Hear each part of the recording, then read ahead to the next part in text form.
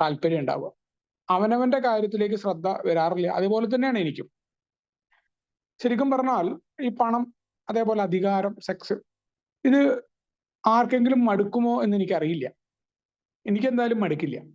എത്ര കിട്ടിയാലും മതി വരാത്ത ഒന്ന് തന്നെയാണ് ഈ മൂന്ന് സംഭവങ്ങളും. അപ്പോ പണം എത്ര ആണെങ്കിലും പലപ്പോഴും കേട്ടിട്ടുള്ള നമ്മൾ മതി എന്ന് പറയില്ല. കാരണം നമുക്ക് ആവശ്യങ്ങൾ ഇങ്ങനെ കൂടി വരും. നമ്മൾ ചെറിയ പൈസയിൽ നമ്മൾ നിൽക്കുമ്പോൾ അടുത്ത പൈസ വരുമ്പോൾ നമുക്കത് മതിയായിട്ട് പോയ ആളുകളെ ഞാൻ കണ്ടിട്ടില്ല അധികം. വളരെ അപൂർവമായിട്ടുണ്ടായിരിക്കാം, അല്ലെങ്കിൽ അങ്ങനെ പറയുന്നുണ്ടെങ്കിൽ പോലും സത്യസന്ധമായിട്ട് അല്ലെങ്കിൽ മദ്യാസക്തനായ ആളുകളിൽ തന്നെ പറഞ്ഞു കേട്ടിട്ടുള്ളത് അത് പ്രശ്നങ്ങൾ കൂടിയതായിട്ടാണ്. അല്ലാണ്ട് പ്രശ്നം തീർക്കാനായിട്ട് കൂടുതൽ പൈസ കിട്ടും തോറും പ്രശ്നങ്ങൾ തീർന്നതായിട്ട് കേട്ടിട്ടില്ല. അത് ഇനി അധികാരത്തിന്റെ കാര്യം പറയുമ്പോൾ പലപ്പോഴും ആദ്യകാലത്തൊക്കെ തെറ്റിദ്ധാരണ ഉണ്ടായത് ഈ സംഘടന, രാഷ്ട്രീയം, അതിലുള്ള അധികാരമാണ് എന്ന തെറ്റിദ്ധാരണ ഉണ്ടായിരുന്നു. പക്ഷേ എയുടെ പ്രോഗ്രാമിൽ കുറച്ചുകൂടിയൊക്കെ മുന്നോട്ട് വന്ന സമയത്ത് മനസ്സിലായ ഒരു കാര്യം, ഈ അധികാര പരിധി എന്നത് രാഷ്ട്രീയമോ സംഘടനയിലോ ഒന്നുമല്ല. ആൽക്കഹോളിക്സ് അനോണിമസിൽ മോഡറേറ്റർ ചെയ്യുന്ന സാധനം തൊട്ട് ഏതെങ്കിലും ഒരു ഗ്രൂപ്പിന്റെ ചെറിയ സേവക സ്ഥാനം വരുമ്പോൾ നമ്മുടെ കൂട്ടുകെട്ടിന്റെ ഇടയിൽ, സൗഹൃദങ്ങളുടെ ഇടയിൽ, നമ്മുടെ കുടുംബത്തിന്റെ ഇടയിൽ വരെ അധികാരമുണ്ട്. ഞാൻ കുടുംബനാഥനാണ്, ഞാൻ പറഞ്ഞത് മറ്റുള്ളവർ കേൾക്കണം, അവിടെ വരേണ്ട അധികാരം. ആ അധികാരത്തെ കുറിച്ചാണ് ഇവിടെ പറയുന്നത്. അതേപോലെ സെക്സിന്റെ കാര്യം പിന്നെ പറയേണ്ട ആവശ്യമില്ല. പല ദീർഘനിശ്വാസങ്ങളിലും സങ്കല്പങ്ങളിലും ചിന്തകളിലും ബാത്റൂമുകളിലും ഒക്കെ അലിഞ്ഞു പോകുന്ന നിലവിളികൾ, അസംതൃപ്തിയുടെ നിലവിളികൾ എന്നാണ് അതിനെ പറയുക. ആ രീതിയിലൊക്കെ ഉണ്ടാകുന്ന നിലവിളികളാൽ മദ്യാസക്തൻ പലപ്പോഴും കരയാറുണ്ട്. വേണ്ടത്ര ആവശ്യത്തിന് കിട്ടുന്നില്ല എന്നുള്ള പരാതികൾ പറയുന്ന ഒന്നാണ് സെക്സ്. പല രീതിയിലാണ്. എപ്പോഴും ഒരു പുരുഷൻ ഏറ്റവും കൂടുതൽ പൊങ്ങച്ചം പറയുന്നത് ലൈംഗികതയുടെ കാര്യത്തിലാണെന്ന് അറിയാം. മറ്റുള്ളവരുടെ മുന്നിൽ താൻ വലിയ ലൈംഗിക ശേഷിയുള്ളവനാണ്. രണ്ട് പുരുഷന്മാര് സംസാരിക്കുമ്പോൾ തന്റെ ഈ ലൈംഗിക അവയവം പലപ്പോഴും ലിംഗമാണെന്ന് തെറ്റിദ്ധരിക്കുന്ന സമൂഹത്തിലായതുകൊണ്ട് ഇതിന്റെ സമയത്തെക്കുറിച്ച് പൊങ്ങച്ചം പറയുന്ന ഒരു ആള് തന്നെയായിരുന്നു ഞാൻ.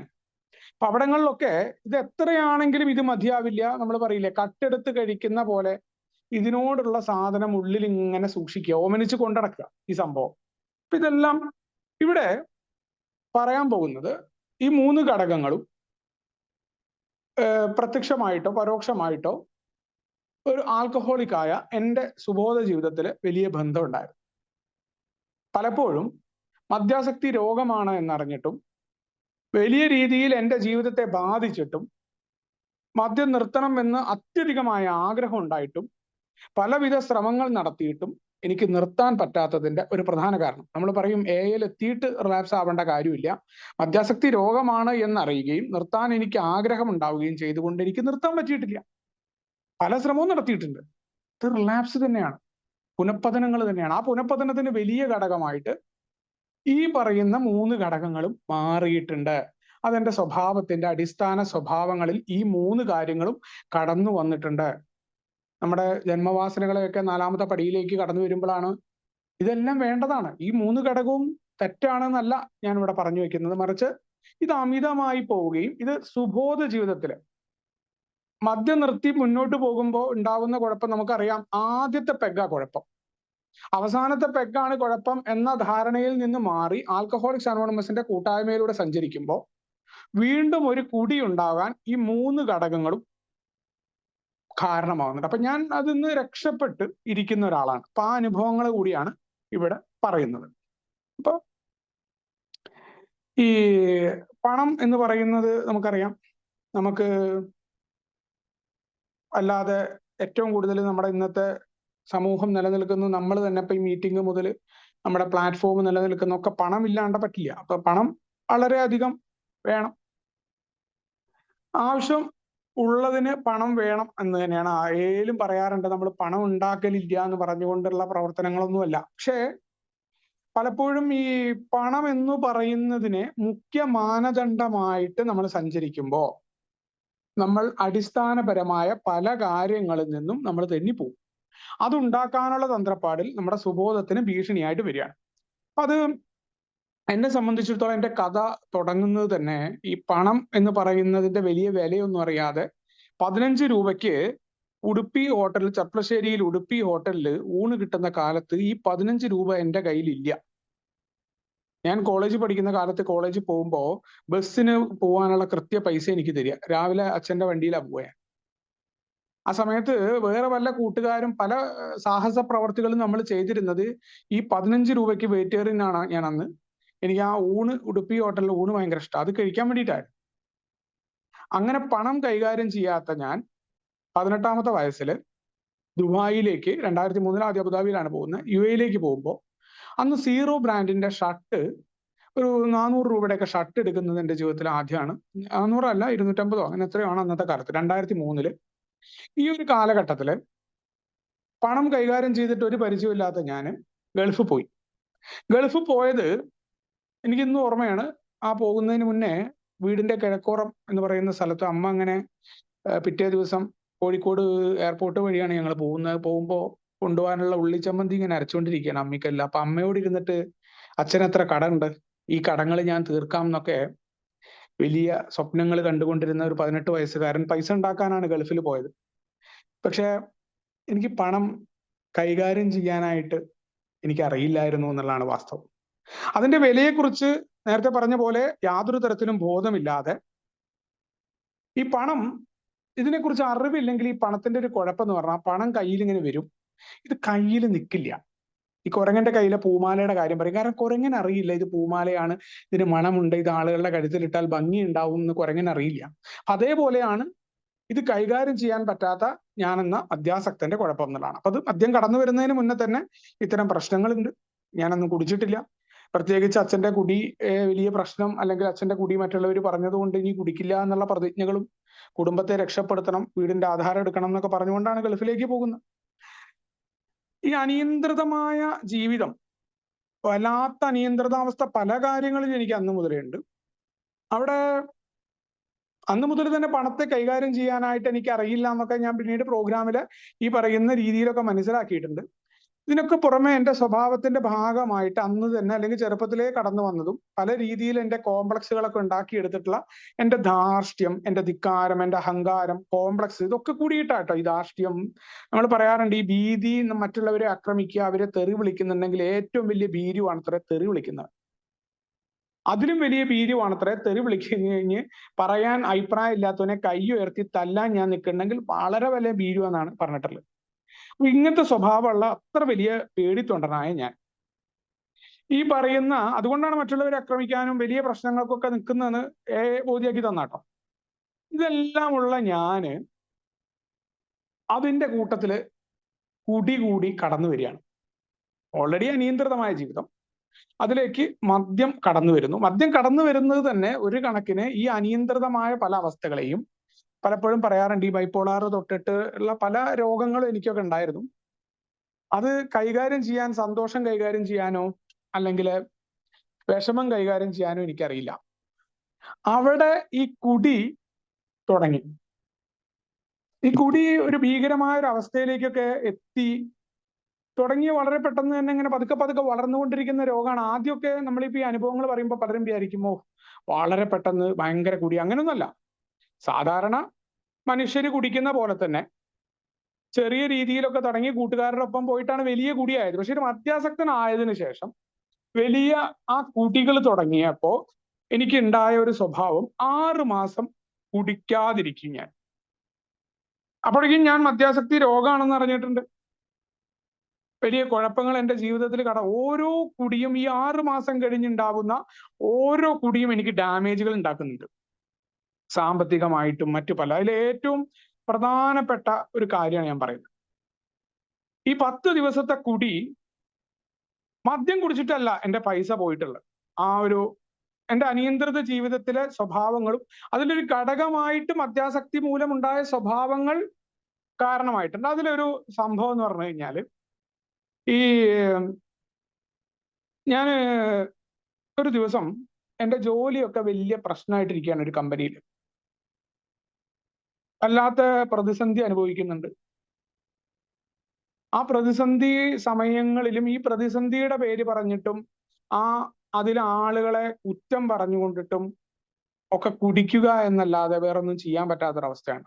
അപ്പോ പല കാര്യങ്ങളെ കൊണ്ട് ഒരു കുടി അങ്ങ് തുടങ്ങുന്നു. കുടി തുടങ്ങിക്കഴിഞ്ഞാൽ പിന്നെ ധൈര്യമാണ്, അവര് തെറി വിളിക്കാം, അവര് സാലറി തന്നില്ല, അവരിങ്ങനെ പ്രശ്നമാണ് എന്നൊക്കെ പറയുന്നുണ്ട്. ആ ഒരു കുടിയുടെ സമയത്ത് ഞാൻ അന്ന് വണ്ടിയൊക്കെ ഓടിക്കും ഞാൻ കുടിച്ചുകൊണ്ട്, ആ കാലത്തൊക്കെ. അതില് വളരെയധികം ജീവിതത്തിൽ കടുത്ത പ്രതിസന്ധിയിലൂടെ ഇരിക്കുന്ന സമയത്ത് ഞാൻ മദ്യപിക്കുകയും, മദ്യപിച്ച് കുറച്ച് കഴിഞ്ഞപ്പോൾ എനിക്ക് മതിയാവാത്ത അവസ്ഥ വന്നപ്പോൾ വീണ്ടും ഇത് മേടിക്കാനായിട്ട് ഞാൻ അജ്മാനിലേക്ക് പോവാണ്. ഞങ്ങൾ ഷാർജയിലാണ് താമസിക്കുന്നത്. ഷാർജ എന്ന് പറയുന്ന പട്ടണത്തിന് അടുത്തൊരു പ്രവിശ്യയാണ്, ശരിക്കും വേറൊരു സ്റ്റേറ്റ് പോലെയാണ് ഈ അജ്മാൻ എന്ന് പറയുന്നത്. ആ സ്ഥലത്തേക്ക് പോകുന്ന സമയത്ത് ഒരു വണ്ടിയുടെ ഗ്ലാസ് എന്റെ വണ്ടി ഇടിച്ചിട്ട് പൊട്ടി. എന്റെ വണ്ടിക്ക് വലിയ പരിക്ക് പറ്റിയില്ല. ആ വണ്ടിയുടെ ഗ്ലാസ് പോയതൊക്കെ കണ്ടു. ഞാൻ വണ്ടി നിർത്തിയില്ല, കാരണം ഞാൻ മദ്യപിച്ചിട്ടുണ്ടല്ലോ. അതുകൊണ്ട് തന്നെ ഞാൻ വണ്ടി നിർത്താതെ പല ഊടുവഴികളിലൂടെയും രക്ഷപ്പെടാനായിട്ട്, കാരണം മദ്യം ഓൾറെഡി ഉള്ളിലുണ്ട്, അടുത്ത ഭയം കടന്നു വന്നു. ഞാൻ വണ്ടി ഓടിച്ചു, ഉള്ളിലൊരു ഊടുവഴി പോയി നിർത്തി. പക്ഷേ ഈ ഊടുവഴി എന്നൊക്കെ പറഞ്ഞ് മദ്യം മേടിക്കാൻ പോകുന്ന, കാരണം എന്റെ ലക്ഷ്യം അവിടെയാണ്, അവിടെ എത്തണം എന്നാണ്. പിടിക്കുകയാണെങ്കിൽ പിടിക്കണതിന് മുന്നേ 2 അടിക്കണം എന്നുള്ള ലക്ഷ്യത്തിലാണ് ഞാൻ വണ്ടി ഓടുന്നത്. എന്തൊക്കെയോ അന്ന് എനിക്കറിയില്ല. എന്തായാലും ഈ ചങ്ങാതി UAE പൗരനായിരുന്നു, അറബി. ഇവൻ പിന്നാലെ വന്ന് എന്നെ പിടിച്ചു. കാരണം നമ്മൾ വണ്ടി ഓടിക്കണ പോലെയല്ല, അവർ പ്രത്യേക മദ്യം കഴിക്കുന്നില്ലല്ലോ. എങ്ങനെയാണെങ്കിലും അവൻ എന്നെ അവിടെ വന്ന് എൻ്റെ അടുത്ത് വന്ന് ആദ്യം ചൂടായി. ഇപ്പൊ ഞാൻ അങ്ങനെ, അവന് മനസ്സിലായി എന്റെ വർത്താനവും എന്റെ ഭയവും എന്റെ മുഖവും കൂടി കണ്ടപ്പോ മദ്യപിച്ചിട്ടുണ്ട് എന്നുള്ളത് മനസ്സിലായി. പിന്നെ അവിടെ വേറെ നിവൃത്തിയൊന്നുമില്ല. നമ്മൾ പറയണ പോലെ തന്നെ അവൻ പറഞ്ഞ കാശ് ഞാൻ കൊടുക്കേണ്ടി വന്നു. അവനത് മനസ്സിലായതോടു കൂടി അവൻ പറയണ എമൗണ്ട് കൊടുക്കുക, അല്ലെങ്കിൽ പോലീസിനെ വിളിക്കുക. പോലീസിനെ വിളിച്ച് എന്നെ കൊണ്ടുപോകും. UAE പൗരനും കൂടിയാണ് സാക്ഷി. അതുകൊണ്ട് വലിയ പൈസ പല ആളുകളെ വിളിച്ച്, വൈഫിനെയൊക്കെ വിളിച്ച് അറേഞ്ച് ചെയ്ത് ഞാൻ അക്കൗണ്ടിൽ ഇട്ട് കൊടുത്ത്, അവിടെ നിന്ന് ബാങ്കിൽ നിന്ന് എടുത്ത് ഇവര് കൊടുത്തു. പക്ഷെ ഇത് എടുത്തു കൊടുത്തിട്ടും വീണ്ടും ഞാൻ ചെയ്യുന്നത് മദ്യം മേടിച്ചുകൊണ്ട്, ഒരു ബോട്ടിൽ കൂടി എക്സ്ട്രാ മേടിച്ചുകൊണ്ട് തിരിച്ചു വരിക. അപ്പൊ കുടിക്കുന്നില്ല, പക്ഷെ എത്തിയോടുകൂടി ആ പാർക്കിങ്ങിൽ വണ്ടി ശരിയാക്കുന്നതിന് മുന്നേ എനിക്ക് കുടിക്കണം.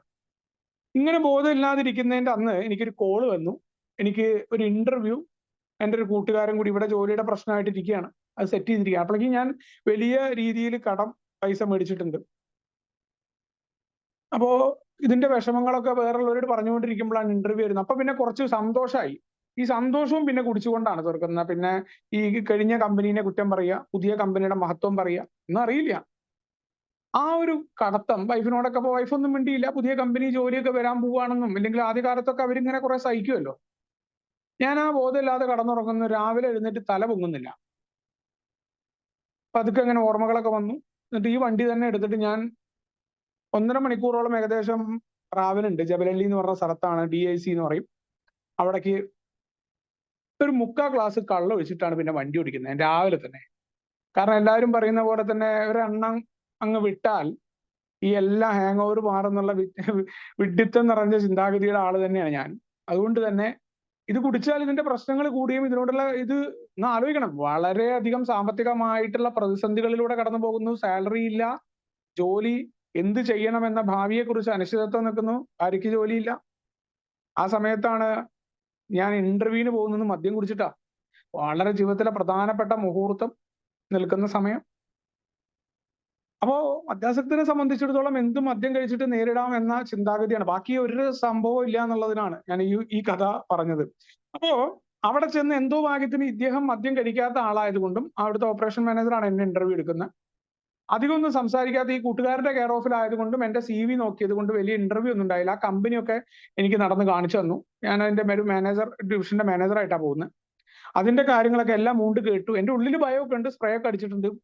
കാരണം ഒരു 3/4 ഗ്ലാസ് അടിക്കുമ്പോൾ അത്യാവശ്യം ലെവലായി. 1.5 മണിക്കൂർ ഡ്രൈവും, അതൊക്കെ പിന്നെ കുറച്ചധികം വർത്താനം പറയാനും കൂടുതൽ പെർഫോം ചെയ്യാനൊക്കെ പറ്റി എന്നുള്ള തോന്നലുകൾ എനിക്ക് വരുന്നു. പിന്നാണ് അവിടുന്ന് ആ തിരിച്ചു വരുന്ന വഴിക്ക് ജബലല്ലിയിൽ ഈ പറയുന്ന ഇത്രയൊക്കെ വണ്ടി ഓടിച്ചത് കൊണ്ടുണ്ടായ പ്രശ്നം, ഭീമമായ ബാധ്യത, തലേ ദിവസം ഉണ്ടായത് മറന്നുകൊണ്ട് പിറ്റേ ദിവസം ജബലല്ലിയിൽ നിന്നുള്ള ഈ മെയിൻ റോഡിൽ നിന്ന് ഞാൻ വീണ്ടും മദ്യപിച്ചു എന്നുള്ളതാണ്. എമറേറ്റ്സ് റോഡിൽ നിന്ന് വീണ്ടും അടിച്ചിട്ട് ആ സന്തോഷം, അവൻ എന്തിനേയും മറികടക്കാൻ മദ്യത്തെ ഉപയോഗിക്കാം എന്ന സാധനമാണ്. അപ്പൊ പണം എന്ന് പറയുന്നത് ഏത് രീതിയിലാകുന്നു, അല്ലെങ്കിൽ പണം പോകുന്നു, എനിക്ക് മുന്നേ ഉണ്ടായ പ്രശ്നങ്ങൾ, ഇതൊന്നും എനിക്ക് ഒരു കുഴപ്പമില്ല.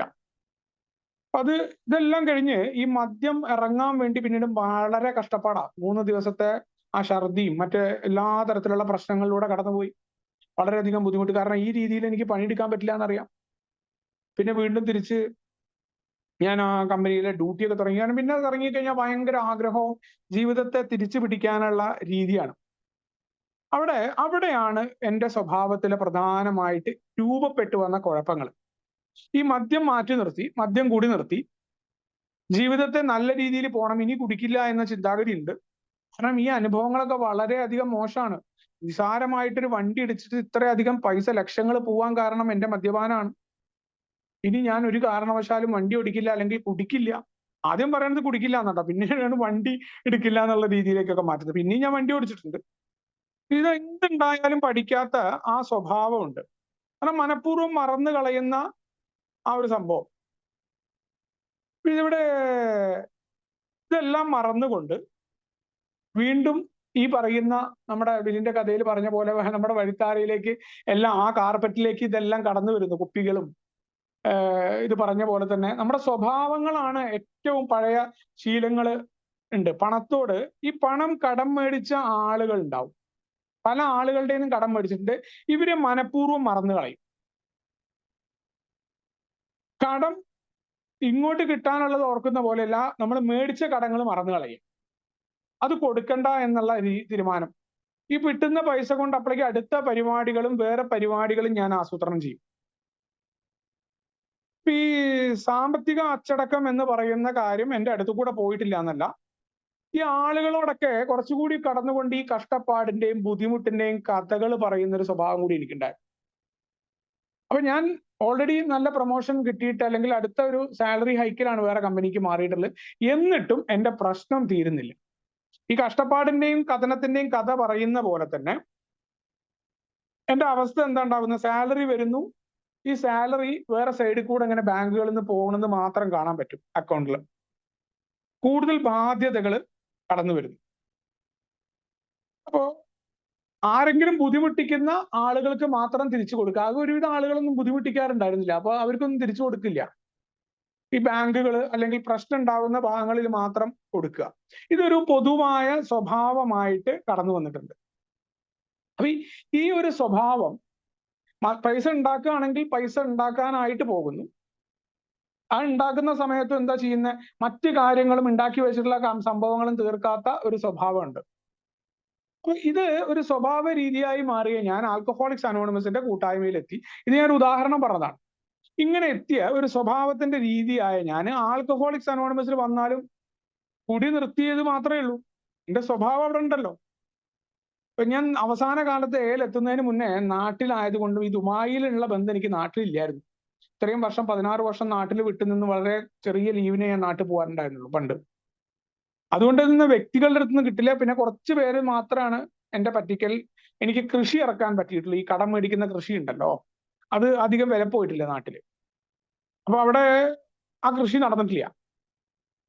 പിന്നെ എന്റെ അവസാന കാലത്തില് ഈ കുടുംബപരമായിട്ട് കിട്ടിയിട്ടുള്ള സ്ഥലം, ഇതെല്ലാം പണയം വെച്ച് കുടിച്ചിട്ടുണ്ട്. എന്റെ ഏറ്റവും പ്രിയപ്പെട്ട മകളുടെ ആഭരണം പണയം വെച്ച് ഞാൻ കുടിച്ചിട്ടുണ്ട്.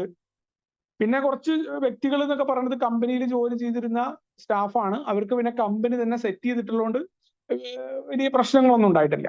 അപ്പൊ അങ്ങനെയൊക്കെ ഉണ്ടായ ബാധ്യതകളൊക്കെ നിർത്തി എന്റെ ബാങ്കുമായി ബന്ധപ്പെട്ട ബാധ്യതകൾ, വ്യക്തികളുടെ ബാധ്യതകളൊന്നും ഇല്ല നാട്ടിൽ ഞാൻ എയിൽ കടന്നു വന്നപ്പോൾ. അപ്പൊ എനിക്കാണെങ്കിൽ വലിയ പൈസക്ക് ആവശ്യമുണ്ട്. അപ്പൊ എനിക്ക് മോളനെ ദുബായിലേക്ക് വിട്ടു, അവളുടെ അമ്മയുടെ ഒപ്പം വിടണം, അതിനൊരു പൈസ കൊടുക്കണം എന്ന് അവർ പറഞ്ഞിട്ടുണ്ട്. എന്റെ ആധാരം, കുടുംബപരമായിട്ട് കിട്ടിയ സ്ഥലമുണ്ട്, അതിന്റെ എടുക്കണം, വീട്ടിലെ കാര്യം നോക്കണം. ഇപ്പൊ നാട്ടിലെ ജോലി പറ്റാതെ വന്നതുകൊണ്ടാണ് ഞാൻ ഖത്തറിലേക്ക് പോകുന്നു.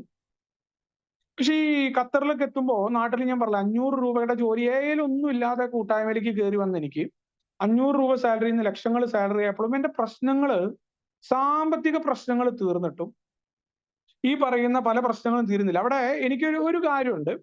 പണം ഉണ്ടാക്കുന്ന ലക്ഷ്യം എന്ന് പറഞ്ഞല്ലോ, പല ആൾക്കാർ ഈ പണം ഉണ്ടാക്കാനായി കുടിക്കാൻ പോകുന്നത് ഞാൻ കണ്ടിട്ടുണ്ട്. എനിക്ക് അങ്ങനത്തെ ഒരു കാര്യം ഉണ്ടായിരുന്നില്ല. കാരണം ഞാൻ പൊതുവെ അലസനായതുകൊണ്ട് അങ്ങനെ വർക്കോളിക്കുന്നല്ലേ. എനിക്കിങ്ങനെ എളുപ്പത്തിൽ പണികൾ എടുക്കുക, പണികൾ എടുപ്പിക്കാനാണ് എനിക്ക് ഏറ്റവും ഇഷ്ടം. ഞാൻ ഭയങ്കര അലസനാണ്, ഭയങ്കര മടിയനാണ്. പൊതുവെ പണിയെടുക്കാൻ നമ്മൾ പറയില്ല, ചെറിയൊരു അസുഖം ഉണ്ട് പറയില്ല, മേലനങ്ങാൻ അധികം ഇഷ്ടമല്ല. അധ്വാനിക്കാനൊന്നും ഇഷ്ടമുള്ള ആളല്ല ഞാൻ ശരിക്കും. അപ്പൊ അതുകൊണ്ട് ഞാൻ ഈ പണത്തിന് വേണ്ടിയിട്ട് അധികം എയിൽ കളിച്ചില്ല. പക്ഷെ ഞാൻ എയിൽ വേറൊരു കാഴ്ച കണ്ടു. എനിക്കൊക്കെ പലതിന്റെ ഓപ്പോസിറ്റ് സ്വഭാവമാണ്. എയിൽ എന്റെ സുഹൃത്തുക്കൾ കുറെ രക്തസാക്ഷികൾ ഉണ്ടായിട്ടുണ്ട്. അവര് ആൽക്കഹോളിക്സ് അനോണിമസിൽ എന്റെ ഒപ്പം യാത്ര ചെയ്ത അന്ന് ഞങ്ങൾ ഈ ഓൺലൈൻ ജ്വാലയുടെ മീറ്റിംഗ് ആദ്യം ഫോണിൽ കൂടെ ആയിരുന്നു. അതിൽ തന്നെ അന്നത്തെ പഴമക്കാർ കൊണ്ടു നടന്ന കുറെ ആളുകളുണ്ട്. അതിൽ പല ആൾക്കാർ ഈ കൂടി നിർത്തി. പിന്നെ ഇവര് ഭയങ്കര തിരക്കാവും, ഏടെ മീറ്റിങ്ങിന് വരില്ല, ബിസിനസ്സും ഭയങ്കര വർക്കോളിക് ആയിരിക്കും ചില ആൾക്കോളിക്ക്. ഞാൻ അങ്ങനെ അത്ഭുതപ്പെടുന്നു, ഇവന്മാർക്കൊക്കെ ഇങ്ങനെ പറ്റണേ, എനിക്കിത് പറ്റുന്നില്ലോന്നാണ്. പക്ഷേ ഈ ഇതിന്റെ പിന്നാലെ പോയിട്ട് ഇവരെന്ത് പറ്റിയെന്ന് വെച്ചാൽ ഇവര് പൈസയൊക്കെ ഉണ്ടാക്കി, പക്ഷെ മീറ്റിംഗ് മറന്നു, മറ്റു പല കാര്യങ്ങളും മറന്നു, വീണ്ടും മദ്യത്തിലേക്ക് പോകുന്നത് കണ്ടിട്ടുണ്ട്. അപ്പൊ അതെനിക്കുള്ളതുകൊണ്ട് ഞാൻ പക്ഷേ ഇതൊരു ന്യായമായിട്ട് പറഞ്ഞിട്ടുണ്ട്. ഈ പണത്തിന്റെ കാര്യം, പണം ഉണ്ടാക്കുന്നതിന്റെ പുറകെ പോലും സത്യത്തിൽ എന്തറിയോ, അതൊക്കെ എന്റെ ന്യായവൈകല്യങ്ങളിലൊന്നാണ്. കാരണം എനിക്ക് പണിയെടുക്കാൻ മടിയാ. അപ്പൊ എന്റെ കയ്യിൽ പൈസ നിൽക്കാത്തതിന് ഇതുകൊണ്ടാണ് ഞാൻ പൈസയ്ക്ക് വലിയ ഫോക്കസ് ഇല്ല എന്നൊക്കെ പറഞ്ഞത്. ഈ പ്രോഗ്രാമാണ് എന്നെ ബോധ്യമാക്കി, ഉണ്ണി ഇതൊക്കെ എന്റെ നമ്പറാ, ഇതൊന്നും പറയാൻ എന്റെ പ്രശ്നം വേറെയാ. അവിടെയാണ് പറയുന്ന ചില ആൾക്കാരല്ലേ കുടിച്ച് തെറി വിളിക്കുന്ന അടിക്കുന്ന ആൾക്കാരുണ്ട്. ഞാൻ നേരെ വിപരീതമാണ്. ഈ ബോധത്തിൽ ഞാൻ ഉപദ്രവം ചെയ്യും ആൾക്കാർക്ക്, പിന്നെ പോയി കുടിക്കും. അപ്പൊ എന്റെ പ്രശ്നം എന്താന്ന് വെച്ചാൽ പണം സൂക്ഷിക്കാൻ എനിക്ക് അറിയില്ലോ. ഞാൻ നേരത്തെ പറഞ്ഞ സ്വഭാവം എന്റെ അടുത്തുണ്ട്. പിന്നെ ഈ മേലനങ്ങാൻ വയ്യാത്ത ആ സ്വഭാവം എനിക്കുണ്ട്. വരുമാനമുണ്ട്, ഈ വരുന്ന വരുമാനമൊക്കെ ടേ എന്ന് പറഞ്ഞിട്ട് എന്റെ കയ്യിൽ നിന്ന് പോവാണ്. ഈ പറയണ പോലുള്ള സംഭവമാണ്. കുടിയൊന്നുമില്ല. ആൾക്കാർ എന്താ ഇപ്പൊ ഒരു പൈസയുടെ പ്രശ്നം എന്ന് വൈകിട്ട് അങ്ങനെ അനിയന്ത്രിത ചെലവാ. ഭക്ഷണം കഴിക്കണ സാധനം ആയിക്കോട്ടെ, ഏത് കാര്യം ആയിക്കോട്ടെ, പാൻ ബ്രാക്കറ്റ് ഒക്കെ ചെലവ് നോക്കിയാൽ തന്നെ 10-16 ഉറുപ്പിക മുകളിൽ പാൻ ബ്രാക്കറ്റ് വെച്ചിരുന്നു ഞാൻ. ഇപ്പൊ കണക്കൂട്ടുമ്പോൾ ഞെട്ടിപ്പോവും. വലിയ എമൗണ്ട് ഒരു മാസം കണക്കൂട്ടി. അമ്മാതിരി അനിയന്ത്രിതമായ ഒരു ജീവിതം, ഭയങ്കര അലസൻ, ഭയങ്കര സുഖിമാൻ, ഏത് കാര്യത്തിനും ഒരു കാര്യവും മനക്കെടാൻ വയ്യ, എത്ര എളുപ്പത്തിൽ പറ്റുമോ ഒക്കെ പൈസ കൊണ്ട് സാധിക്കുന്ന ഇങ്ങനത്തെ ഒരു സ്വഭാവം. അവിടെയാണ് ആൽക്കഹോളിക്സ് അനോണിമസിന്റെ പ്രോഗ്രാം കുടി നിർത്തലല്ല, പടികളിലൂടെ പോയി ഞാൻ എന്നെ കണ്ടെത്തലാണ് എന്ന് മനസ്സിലാക്കിയപ്പോ, നേരത്തെ പറഞ്ഞ പോലെ പണത്തിന്റെ പുറകെ പോയാൽ കുഴപ്പം ഉണ്ട് എന്ന് പറയുന്ന പോലെ തന്നെയാണ്, പണം വേണ്ട രീതിയിൽ കരുതിയിരിക്കാത്ത കുഴപ്പങ്ങളായിരുന്നു എനിക്കുണ്ടായിരുന്നത്. കാരണം പണം ഇവിടെ രണ്ടും പ്രശ്നമാണ്. ഒന്ന്, പണമേ വേണ്ട എന്ന് പറഞ്ഞുകൊണ്ട് ഞാൻ എന്റെ അലസതയും മടിക്കും കാണിക്കുന്ന പ്രശ്നത്തെ കുറിച്ചാണ് ഞാൻ ഇവിടെ അണ്ടർസ്റ്റാൻഡ് പറയുന്നത്. പല ആൾക്കാരും പറയും പണത്തിന്റെ പുറകെ പോയ അത് ആ അനുഭവം അല്ല എന്റെ. കാരണം പണം എനിക്ക് ഞാൻ അറിയാതെ വരുന്നു, ഇത് എന്റെ കയ്യിൽ നിൽക്കുന്നില്ല. ഇപ്പൊ സാമ്പത്തിക സുരക്ഷിതത്വം, എന്റെ എക്സ് വൈഫ് ഒരു സുഹൃത്ത് മധ്യസ്ഥയ്ക്ക് ചുമ്മാ ഒപ്പിടാൻ വേണ്ടി പോയി, ഡേവേഴ്സ് ഒപ്പിടാൻ ഒരാളെ ഏൽപ്പിക്കുകയായിരുന്നു ഞാൻ നാട്ടിൽ. അത് സുഹൃത്തായിരുന്നു. അമ്മയ്ക്ക് ഇത്ര ദൂരം പോകാൻ പറ്റാത്തതുകൊണ്ട് ആലപ്പുഴയിൽ ആ കേസ് ഉണ്ടായിരുന്നു, മ്യൂച്വൽ ആയിരുന്നു. അപ്പോ അദ്ദേഹം ചോദിച്ചു അവരോടൊന്ന് സംസാരിക്കട്ടെ എന്ന് ചോദിച്ചപ്പോ അവർ പറഞ്ഞ പ്രധാന ഒരു ആരോപണം, സത്യത്തിൽ അവർക്ക് വേറെ റിലേഷൻ ഉണ്ടായിരുന്നുകൊണ്ട് അവരെന്ത് പറഞ്ഞാലും നിൽക്കില്ലായിരുന്നു, അദ്ദേഹം ശ്രമിച്ചാണ്, ഈ ഒരു സുരക്ഷിതത്വം ഇല്ല എന്നതാണ് എന്നെ കുറിച്ച് പറഞ്ഞ. സത്യമായിരുന്നു അതൊക്കെ എനിക്ക് മനസ്സിലായിട്ടുണ്ട് പ്രോഗ്രാമിൽ വന്നിട്ട്. സാമ്പത്തിക സുരക്ഷിതത്വം എന്റെ അണ്ടറിൽ ഉണ്ടായിരുന്നില്ല. സത്യമാണ്, എനിക്ക് തന്നെ ബോധ്യമായിട്ടുണ്ട്. അപ്പൊ ആൽക്കഹോളിക്സ് അനോണിമസിന്റെ പ്രോഗ്രാമിൽ ഞാൻ ഇവിടെ കണക്കെടുപ്പ് നടത്തുമ്പോൾ ഏതൊക്കെ ആണ് എന്റെ ബാധ്യതകൾ, എന്താണ് എന്റെ കുഴപ്പം, എന്തുകൊണ്ടാണ് എന്റെ കയ്യിൽ ഈ പൈസ നിൽക്കാത്തത്, ഇപ്പൊ എത്രയാ കിട്ടുന്നത്, ഈ ഭയമില്ലാതെ നമ്മൾ കണക്കെടുക്കുന്ന പോലെ തന്നെ സാമ്പത്തിക കാര്യങ്ങളിലും ഇത് ചെയ്യണം എന്ന ബോധ്യം ഉണ്ടായി. നമ്മൾ പറയില്ലേ പണം പ്രധാനമല്ല എന്ന് പറഞ്ഞുകൊണ്ട് പണം എന്ന് പറഞ്ഞ് പുറകെ ഓടിയാൽ ഒരു സംശയവും വേണ്ട, പണി കിട്ടിയിട്ടുണ്ട്. ആ കിട്ടിയ അനുഭവങ്ങൾ പല അംഗങ്ങളും പറഞ്ഞിട്ടുണ്ട്. അതേപോലെ തന്നെയാണ് ആവശ്യത്തിന് പണം ഉണ്ടാകേണ്ട സമയത്ത് ആ പണത്തെ സൂക്ഷിക്കാതെ നമ്മൾ ഈ കാള കളിച്ച് നടക്കുക എന്ന് പറയുന്ന പോലെ നടന്നു കഴിഞ്ഞാൽ അവസാനം നമ്മൾ കൈകാലിട്ടടിക്കുമ്പോ പണത്തിന് പണം വേണ്ടേ? എത്ര ആൾക്ക് സഹായിക്കാൻ നമ്മൾ പറയില്ലേ, സ്വന്തം കാലം നിൽക്കുന്ന പ്രോഗ്രാമാ, മറ്റുള്ളവരെ ആശ്രയിച്ചുകൊണ്ടോ അല്ലെങ്കിൽ പിടിച്ചുകൊണ്ടോ നമുക്ക് നിലനിൽക്കാൻ പറ്റില്ല. മാത്രമല്ല, ഒരു കടം ഉണ്ടാകുമ്പോൾ നമ്മൾ നോക്കണ്ടെന്ന് പറയാ, അവിടുന്ന് മേടിക്കുക, ഇവിടുന്ന് മേടിക്കുക, വീണ്ടും മേടിക്കുക, എന്നിട്ട് ഒരു കടം തീർക്കാൻ അടുത്ത ലോൺ എടുക്കുക. ഏറ്റവും വലിയ അബദ്ധമായിരുന്നു എന്റെ ജീവിതത്തിലെ. കടം നിൽക്കെ കടത്തെ കടം കൊണ്ട് അടയ്ക്കാൻ പറ്റില്ല. നമ്മൾ പറയില്ലേ ഇരുട്ടിന് ഓട്ട അടയ്ക്കാൻ ശ്രമിക്കുന്ന പോലെ. എങ്ങനെ നമുക്ക് അടയ്ക്കാൻ പറ്റുക? കടത്തെ കടം കൊണ്ട് അടയ്ക്കാൻ പറ്റുമോ? ഒരിക്കലും പറ്റില്ല, അത് തീർന്നു പോവില്ല. അതുകൊണ്ടാണ് പല ആളുകളും ബാധ്യതയിൽ നിന്ന് ബാധ്യതയിലേക്ക് പോകുന്നതിന്റെ കാരണം എന്താ? കടത്തെ കടം വെച്ച് അടയ്ക്കുക, അടുത്ത കടം എടുക്കുക, അതിന്റെ പലിശ എത്ര വരും, എന്ത് വരും, ഈ ഒരു കണക്കൊന്നുമില്ല. ഇന്നത്തെ കാര്യം നടക്കുക എന്നുള്ള ഈ ഡയലോഗ് ഇല്ലേ, നമ്മൾ പണ്ട് ഒരാൾ പറയും ജപ്തി നോട്ടീസ്, ജപ്തി വേണ്ട, പറഞ്ഞിട്ടുണ്ട് ഇന്നത്തെ കാര്യം നോക്കിയാൽ മതി. ഒരിക്കലും അങ്ങനത്തെ കാര്യമൊന്നുമല്ല പറഞ്ഞിട്ടുള്ളത്. വിവേകമില്ലാതെ പ്രവർത്തിക്കാനല്ല പറഞ്ഞത്, വളരെ കൃത്യമായിട്ട് വിവേകപൂർവമായ പെരുമാറ്റങ്ങൾ ആൽക്കഹോളിക്സ് അനോണിമസ് പറഞ്ഞു. എയുടെ പരിഹാര മാർഗം എന്താണ്? അവിടെ കൃത്യമായ പരിശോധന ഞാൻ നടത്തണം എന്ന് പറഞ്ഞു. ഞാൻ എന്റെ പരിശോധന നടത്തി, എന്റെ കുഴപ്പം എന്താണ്, എങ്ങനെയാ ഉണ്ടായിരുന്നത്, എന്നിട്ട് അതിനനുസരിച്ചിട്ടുള്ള പെരുമാറ്റം എന്നിൽ നിന്ന് ഉണ്ടാകേണ്ടതുണ്ട്, പ്രവൃത്തികൾ ഉണ്ടാകേണ്ടതുണ്ട് എന്ന് പറഞ്ഞു. അതിന് ഏറ്റവും പ്രധാന വാക്കുകൾ പാലിക്കാനാണ്. കൃത്യമായിട്ടുള്ള കണക്കെടുപ്പ് നടത്തി കൊടുക്കാനുള്ളവരുടെ ബാധ്യതകൾ എണ്ണി തിട്ടപ്പെടുത്തി, അത് കൊടുക്കാൻ പറ്റുന്ന സമയങ്ങളിൽ മാത്രം വാക്ക് കൊടുക്കാൻ പറ്റി, ചെലവുകൾ ചുരുക്കാൻ തുടങ്ങി. കൃത്യമായിട്ട് എഴുതി വെച്ചുകൊണ്ട് തന്നെ പ്ലാൻ ചെയ്തു. മറ്റൊരാളുടെ സഹായം തേടിയായാല്, വിദഗ്ധരായിട്ടുള്ള ഫിനാൻസിന്റെ വിദഗ്ധരായിട്ടുള്ള ആളുകളെ കിട്ടുകയാല് അവരുടെ സഹായം തേടി ഞാൻ. എന്റെ സ്പോൺസറൊന്നും ആയിരുന്നില്ല, വിദഗ്ധരായിട്ടുള്ള വേറൊരാൾ തന്നെയാണ് അതിനെ സഹായിച്ചത്. കൃത്യമായിട്ടൊരു മടിയും ഇല്ലാതെ അവിടെ പറയാൻ തയ്യാറായപ്പോൾ തന്നെയാണ് പരിഹാരം ഉണ്ടായത്. അനിയന്ത്രിതമായ ജീവിതത്തിലെ കൃത്യമായി എവിടെ ചെലവ് ചുരുക്കിക്കൊണ്ട് എങ്ങനെയാണ് ബാധ്യതകളെ തീർക്കേണ്ടത്, എനിക്കുള്ള വരുമാനം വെച്ചിട്ട് എങ്ങനെയാണ് ആളുകളോട് സംസാരിക്കേണ്ടത്, എപ്പോഴാണ് ആ കടം തീർക്കേണ്ടത്, എങ്ങനെ മാറ്റങ്ങൾ ഉണ്ടാക്കാം, ദൈനംദിന ജീവിതത്തിൽ എവിടെയാണ് മാറ്റം ഉണ്ടാക്കേണ്ടത്. അതേപോലെ പണം എന്ന് പറയുന്നത് അവിടെ എന്തായി, എന്റെ യജമാനനായിട്ടല്ല പണം കടന്നു വന്നത്. അതേപോലെ ഒരു ആവശ്യവും ഇല്ലാത്ത ആരോ ആണ് പണം എന്നുമല്ല. നമുക്ക് ആവശ്യമുള്ളപ്പോ നമുക്ക് ഉപയോഗിക്കാൻ പറ്റുന്ന മാധ്യമമാണ് പണം. ആ പണത്തെ ആവശ്യമില്ലാതെ ചെലവഴിക്കരുത്, വേണ്ട രീതിയിൽ ഉപയോഗിക്കേണ്ട രീതിയിൽ ഉപയോഗിക്കാൻ പാടൂ എന്നുള്ള ബോധ്യം ഉണ്ടായി.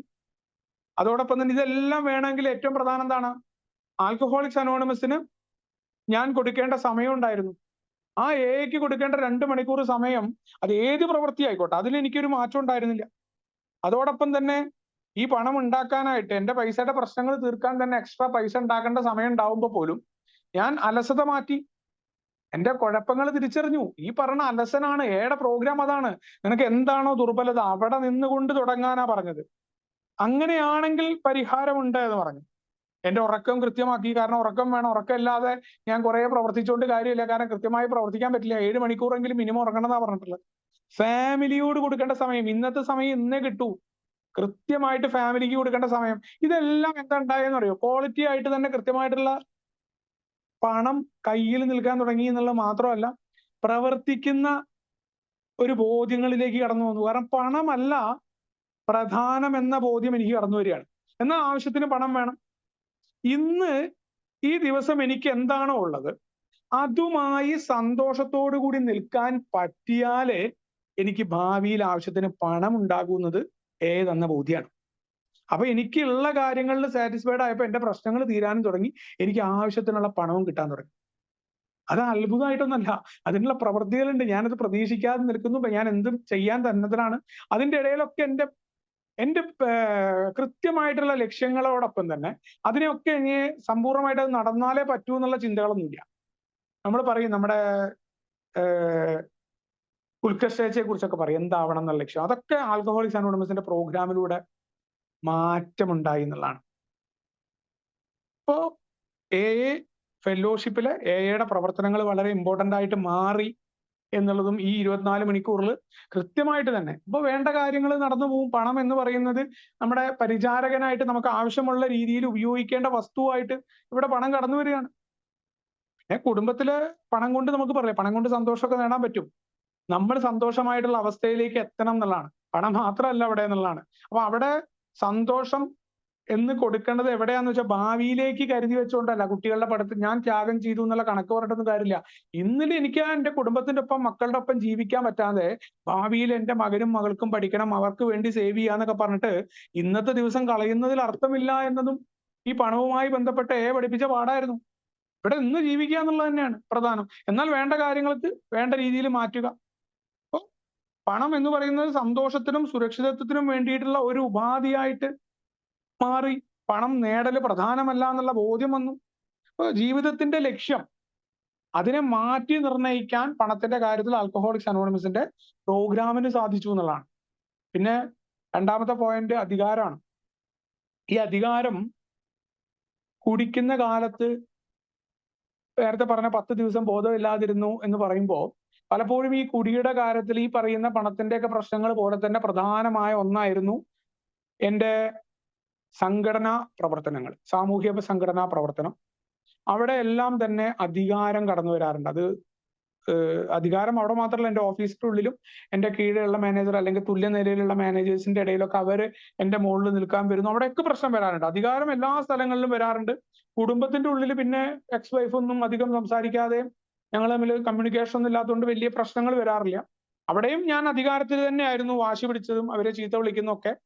പ്രത്യേകിച്ച് എന്റെ മധ്യ എതിർക്കുമ്പോൾ മാത്രമാണ് അത് കടന്നു വരാറുള്ളൂ എന്ന് മാത്രം. അപ്പൊ ഈ എല്ലാ സ്ഥലങ്ങളിലും ഉണ്ട്. നമ്മുടെ അധികാരത്തിന്റെ സ്വഭാവം എന്ന് പറഞ്ഞാല്, ഒന്നില്ലെങ്കിൽ ഈ അധികാരത്തില് ചില ആളുകളുടെ അടിമക്കണ്ണായിട്ട് നമ്മൾ മാറും. അതെങ്ങനെയെന്ന് വെച്ചാൽ, എന്നെക്കാൾ അധികാരമുള്ള ആളുകളുടെ അടിമയായിട്ട് നമ്മൾ മാറുക. അവർക്ക് വേണ്ടി പോസ്റ്റ് ഇടും, അവർക്ക് വേണ്ടിയിട്ടുള്ള നിഴൽ യുദ്ധങ്ങൾ നടത്തുക. അപ്പൊ ഇതും ഒരു അധികാരപരമാണ്. ഒരു നേതാവിന്റെ കീഴിൽ അണിയായിട്ട് നിൽക്കുമ്പോഴും ആ നേതാവിനെ അംഗീകരിക്കുന്നതിനോടൊപ്പം എനിക്കും ഒരു ഉയർച്ച ഉണ്ടാവണം എന്ന് പറയുന്ന അധികാരപരം ഉണ്ട്. ഇതൊക്കെ എനിക്ക് ആ കുടി നിർത്തിയ സമയങ്ങളിൽ ഉണ്ടായിരുന്നു. ഇതെന്താ സംഭവിച്ചതെന്ന് വെച്ചാൽ, പല തരത്തിലുള്ള കിടമത്സരങ്ങൾക്ക് വേദിയായി എന്റെ ജീവിതം. ഞാൻ ആ സംഭവങ്ങളിലേക്കൊന്നും പോകുന്നില്ല, അത് പുറത്തെ വിഷയങ്ങളാണ്, അതുകൊണ്ടാണ്. പിന്നെ ആ മനുഷ്യരുമായിട്ട് വലിയ ശത്രുതകൾ എനിക്കുണ്ടായി, വെറുപ്പുകൾ ഉണ്ടായി ആളുകളുമായിട്ട്. ഒരു കാര്യവും ഇല്ലാത്ത ആളുകളുമായിട്ട് വേറെ, ഇപ്പൊ ഞാൻ നേരത്തെ പറഞ്ഞ നേതാക്കന്മാർക്കും ഇഷ്ടപ്പെടുന്ന ആൾക്കാർക്കും വേണ്ടിയിട്ടുള്ള വെറും കണ്ടുകൂടായി. ഒരു കാര്യവും ഇല്ലാണ്ട് വേറെ ആൾക്കാർ പറഞ്ഞത് കേട്ട് ആളുകളോട് വെറുപ്പുണ്ടാവുക. ഇതെന്താ ഉണ്ടാവുക? നമ്മൾ മറ്റുള്ളവരുടെ കുറ്റം പറയും, നമ്മുടെ ക്രിയാത്മകമായ സമയമൊക്കെ ഈ രീതിയിലേക്കൊക്കെ നമ്മൾ ഉപയോഗപ്പെടുത്തും. എല്ലായിടത്തും നമ്മൾ അംഗീകരിക്കപ്പെടുക, ഇതിന്റെ തലപ്പത്തെത്തുക എന്നുള്ള ഈ ഒരു കുഴപ്പമാണ്. ഇതിന്റെയൊക്കെ ഫലമായിട്ട് ചതിയും ഗൂഢാലോചന, അതേപോലെ നിരവധി അധാർമിക പ്രവർത്തികളിലേക്ക് ഞാൻ വീണിട്ടുണ്ട് എന്നുള്ളതാണ്. ഈ അധാർമിക പ്രവർത്തികളൊക്കെ തന്നെ എൻ്റെ അഭിമാനബോധം സന്തുലിതമാക്കാൻ പറ്റാത്തത് കൊണ്ട് ഒരു കാര്യവുമില്ല എന്ന് പറഞ്ഞ പല കുടികൾക്കും ഈ അധികാര കിടമത്സരങ്ങൾക്ക് കാരണമായിട്ടുണ്ട്. വേണ്ടത്ര രീതിയിൽ മറ്റുള്ളവരെ അംഗീകരിച്ചില്ല, അവരെങ്ങനെ ഇത് ചെയ്തു, അവരുടെ കുറ്റം പറഞ്ഞുകൊണ്ടും അതിനെ കുടിച്ചിട്ടും അവരെ ഉപദ്രവിക്കാനുള്ള പല കാര്യങ്ങൾക്ക് വേണ്ടിയിട്ട്, ഉപദ്രവിച്ചതിന്റെ സംഭവങ്ങൾ തീർക്കുക, അതിനൊന്നുള്ള പാങ്ങില്ല എന്ന് ഞാൻ നേരത്തെ പറഞ്ഞ പോലെ വളരെ ഭീരുവായതുകൊണ്ടാണ് ഈ തെറി പറച്ചിലും മറ്റുള്ളവരെ ആക്രമിക്കാനുള്ള പ്രേരണയും എല്ലാം ഉണ്ടാകുന്നതിന്റെ കാരണം. അവിടെയാണ് ആൽക്കഹോളിക്സ് അനോണിമസിന്റെ പ്രോഗ്രാമിൽ എത്തിയിട്ട് കുടി നിർത്തിയിട്ട് മാത്രം കാര്യം ഉണ്ടായിരുന്നില്ല. ഞാൻ നേരത്തെ പറഞ്ഞ ആ പടികളിലൂടെ കടന്നു പോയിട്ട് 4ാമത്തെ പടിയിലെ കണക്കെടുപ്പിലാണ് ഈ പറയുന്ന അധികാരത്തോടുള്ള ഭ്രമം എൻ്റെ കൂടെപ്പിറപ്പായിട്ട് ഏതെങ്കിലും ഒരു സ്ഥലത്ത് എവിടെ എത്തിയാലും അതിന്റെ തലപ്പത്തിരിക്കാനുള്ള ആഗ്രഹം, അല്ലെങ്കിൽ തലപ്പത്തിരിക്കുന്നവന്റെ നേരത്തെ പറഞ്ഞ അടിമക്കണ്ണായിട്ട് അവന്റെ ആളായി നിൽക്കുക. എന്നോടും ഇവനോടും കൂടി ശ്രീനിവാസൻ മറ്റേ മാമുക്കോയ സിനിമയിൽ പറഞ്ഞ പോലെ എന്നോടും ഇവനോടും കൂടി തല്ലാൻ ആരാടാണുള്ളത് എന്ന് പറയുന്ന സ്വഭാവം. ഇത്തരത്തിലുള്ള സ്വഭാവ രീതികൾ ഞാനെന്ന മദ്യാസക്തനുണ്ടെന്നും ഇത് ആൽക്കഹോളിക്സ് അനോണിമസിൽ വന്നപ്പോ